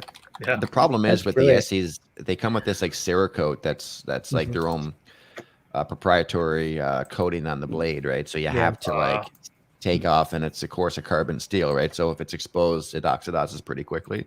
Yeah. So there's some downfalls of that knife, but yeah, I mean, even if they could shave off like a small piece, like just like a 1 inch space on the spine, even just at a 90 degree would be great. Yeah. And it's funny that you brought that up, David, because the Bear Grylls Ultimate that I used to have, it also did not have a 90 degree spine. It had a coating on it of some sort, and it did have a little space about yay ground on the spine specifically for the ferro rod. Yeah. I think that for anything survival related, you need to be able to scratch a ferro rod off it. 100%. And one of the benefits of a good sharp 90 degree spine is if you're doing bow drill, you can make a bird's nest, right? So you can scrape the back of wood, and you can actually create a bird's nest from that, and it works really well. Absolutely. And in fact, I use the 90 degree spine for fatwood. I don't use the blade for fatwood. I just because you get this nice little fluffy. Yeah, I don't use the blade for fatwood. Yeah, absolutely. I agree completely. Yeah. Do you only have the one? I'm trying to think back to how many different knives I've seen you use in your videos, and I think I've only ever seen that SE. Yeah, so I have an SC6, an SC5, and an SC4. Okay. The SC5 is what I carry most, like I would say 75% of the time is my SC5. Yeah. In the summertime, I carry my SC6 more often just because it's got more to the blade, and that's kind of more as like a backup defense to my 870, right? So if I have something that charges out of the woods at me, Okay. my last ditch option is is my SC6. But Right. yeah, but generally I would say like 75% of the time SC5. That's just kind of what I bought. That's what I've learned and adapted to use over the years. Like it may seem excessive to some people, but that's just kind of what I've become used to at this point. So it just seems to work for me well. Interesting. Yeah. Okay. And in fact, I might not notice the difference between the 5 and the 6 because I pick out a 4-inch blade everywhere, but like once it gets longer than that, it's longer than a 4, so it must be a 5 or like so I might have seen the 6, but just not really picked up on the difference between that and the 5. Right. It's not like I'm poring over the videos and like analyzing the knife, Yeah, the 4 I carry in a horizontal position on my back. It's good. And then my 5 and 6, they're slightly different, but both knives look exactly because they're the same Kydex handle, the same colors. You would need to have a very keen eye to notice when I'm carrying the 5 versus the 6. Right. Yeah. Hey, Wood Pigeon Outdoors is here. Like almost an hour after I was supposed to shut this thing down. How's it going, mister? And all the people that can't sleep now, Jess. Yeah, exactly. Exactly. But Dave, in terms of like a buck saw, like in like a survival tool context, is there room for a buck saw then, or would you stick with something like a Silky? My old school go-to has always been a Baco. I've had that Yeah. for a decade at least. But you know what, Silky, man, they're like, they're paving the way, right? They have a variety of Yeah. tools that are high quality, different lengths. I mean, incredibly effective. I think, again, I kind of get caught in this old school mindset sometimes where it's like, I've always carried my Baco. That's kind of my go-to. I've always carried my SE5. That's my go-to. And I need to be open to some of the new technology. But I think Silky right now, they're probably, that would be, once my Baco kind of craps to bed, then I'm going to go back to, or I'll lean into a Silky, because I think they're like the next generation of very effective survival saws. Yeah, I'm very, very happy with my what. Well, I was just gonna say, like if it's working for you though, Dave, like why change it, right? If it's a tool, a lot of things with any tools or any gear for that matter is, once you learn how to use it and it's working for you, why change it if you don't have to? Right. That I've always thought that, like I've got gear that I've been using for years, and I turn around and I bought new gear and I just go back to the old stuff because it 100%. works, it's reliable, and you're used to it. That's the thing, right? There's something to be said about like muscle memory, right? Like I pick up a Fiskars axe, my hand falls to that perfect spot. Like I can wing that axe around like it's nobody's business, right? And I'm just used to it, right? And I'm like, well, when it breaks one day, I'll buy a new one. But here I am 8 years later waiting for this tool to break that had, and now I'm like 8 years experience in a tool, and I'm like, do I really need to, buy, XYZ? But yeah, there's definitely some truth to that. Yeah. And I'm the same with this guy here, right? The small forest axe. That's exactly the same thing for me. I know exactly where to put my hand. I don't have to I just pick it up and go. Right. Like, maybe a little more with this guy though, because this was my first good axe. But like I see what Wait, he's got it all there handy. He's like, whip out a tool. Well, because I was jokingly saying in Russell's Discord earlier that, I had a subject plan for tonight, but I didn't get my shift together in time to organize it. And so I said, so I guess we're probably going to talk about knives. And I was like, yeah, we're going to talk about knives. So I brought some knives and some axes. But I see what Dennis is saying, that when you've got the comfort with a specific tool, why change it? Because I love the feel of a tool that I've been using forever and just know. But let's face it, most of us are gadget guys, right? We're gear nuts. We want to try the new coolest thing. I use a Silky, like a small 140, a Silky. The Gone Boy, yeah. And I was just like, am I gonna buy the Silky or am I gonna buy the Laplander? And it's just the Silky was at the store and the Laplander wasn't. I love Japanese saws. In my workshop, I've got a few because I love the concept of cutting on the pull because of the control it gives you. But how many YouTubers? That doesn't always stop you from folding your saw blade when you're on the push. Thank you. Exactly. I was going to say, how many YouTubers have done the scrambled dough and snapped the tip off because we're a bunch of white guys and we're used to cutting on the push, right? Like a lot of Silkies get that tip snapped off because, after a lifetime of every kind of saw that we grow up with, it cuts on the push. Suddenly you got to remember to sort of take the pressure off a bit and then put it back to pull, So, I've snapped the tip off a Silky and I think everyone I know has. I haven't yet. You haven't yet? Got a nice wow in it. Okay. But I do want to pick up a Laplander as well, just so that I've got them both, and I have this thing happening, and maybe you guys, not Russell because he doesn't think this way, but maybe you guys are having some element of the same thoughts in your head, and that I have a lot of tools because I want to be in a knowledgeable position when someone asks me, look, what should I get? I'm looking at the Philip Neven F1 or the Mora Garberg. Which one shall I get?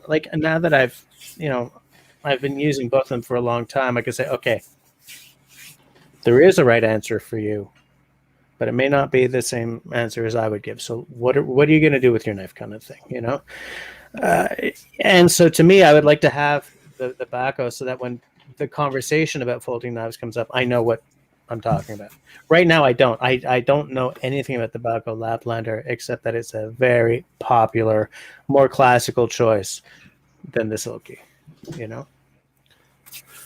I just burned all the hair on my fingers. How? How Wood random stove. is that? Oh, wood stove. Okay. I was saying it's like a log rolls over towards the glass, so you get up, Oh, yeah, like yeah. poke it back in. I It get was it. like really, really hot. Yeah, I Really get hot. it. I would like to point out what Grace just said. My son broke my pocket boy trying to saw on the push. He doesn't know. Oh, sorry, what was it? What was the question you were asking? Oh, we're talking about folding saws, silky saws. Well, I mean, backhoe. Dave started with the question of like survival tools versus bushcraft tools, and then I was saying, well, does that question extend to saws? And then he just left. But Dennis, Yeah, like I think it's all based off of Squirrel. like the activities that you're doing, right? Like Yeah. I have my like my main kit that I carry, and it's a smaller kit with like a tarp, some paracord, my Baco canteen cup, and that's kind of like my fallback survival kit. But if I'm going out like on the quad, or if I'm on the skidoo, and if I'm in some like deep back country, I'm going to take like a full on like 24-inch buck saw with me, probably, right? yeah, That's like gonna a be folder. like a Yeah. or even like what Russell has, or like that crosscut. I was going to say, saw. guys, look at what Russell That's has. a beautiful saw. I want that. This is the real deal. Like this is meant actually for like sawing stuff. But I tell you what, the only reason I bought it is like post-apocalyptic, like Absolutely. You can take a limb off of that I really feel ya. quick.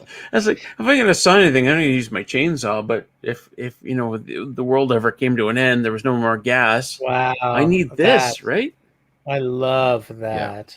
That's a Fucking- that's a That great it piece was of on kit. sale at Canadian Tire, right? Wow. No, this is really Hardware, sorry. expensive. Oh, No, Yeah. Dennis, this was like $300 no, that's a from nice where I saw. bought it from. It's Yeah, they're not cheap. and it's not Yeah. cheap. It's not Canadian Tire special. And does it have a hole in the blade so that you can put another handle on, like the removable handle? Yeah. So one that's down the real here. deal. Yeah. Oh, I can love hit it. that. So one down here at the end, you can see the hole. I have the handle for it as well. And also one up here. Where did you buy that? I will let you know. I don't remember off the top of my head. I like, I need think- one of those. If I could get one of those with like a Kydex case and have that screwed to the body of my skidoo, I would keep that on my skidoo all winter long. Like I wouldn't even take it off. That would be there as like Yeah, my really, primary backup survival tool in case I ever, had an unfortunate event.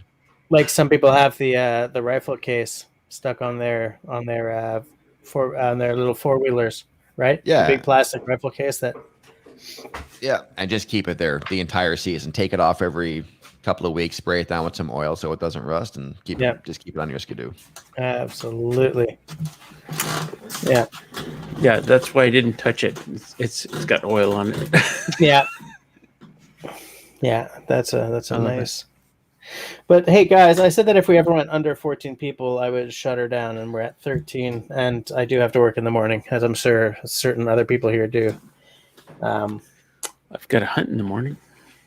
Oh, you got a hunt? Nice. Deer, I guess. Should you imagine in your area? Sure, or people, whatever. Okay.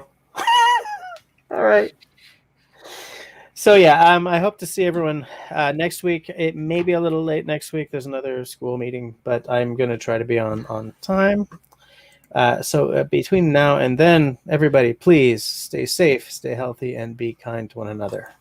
Good night, all. See you next week. Keep the adventures alive. Good night. Peace soup.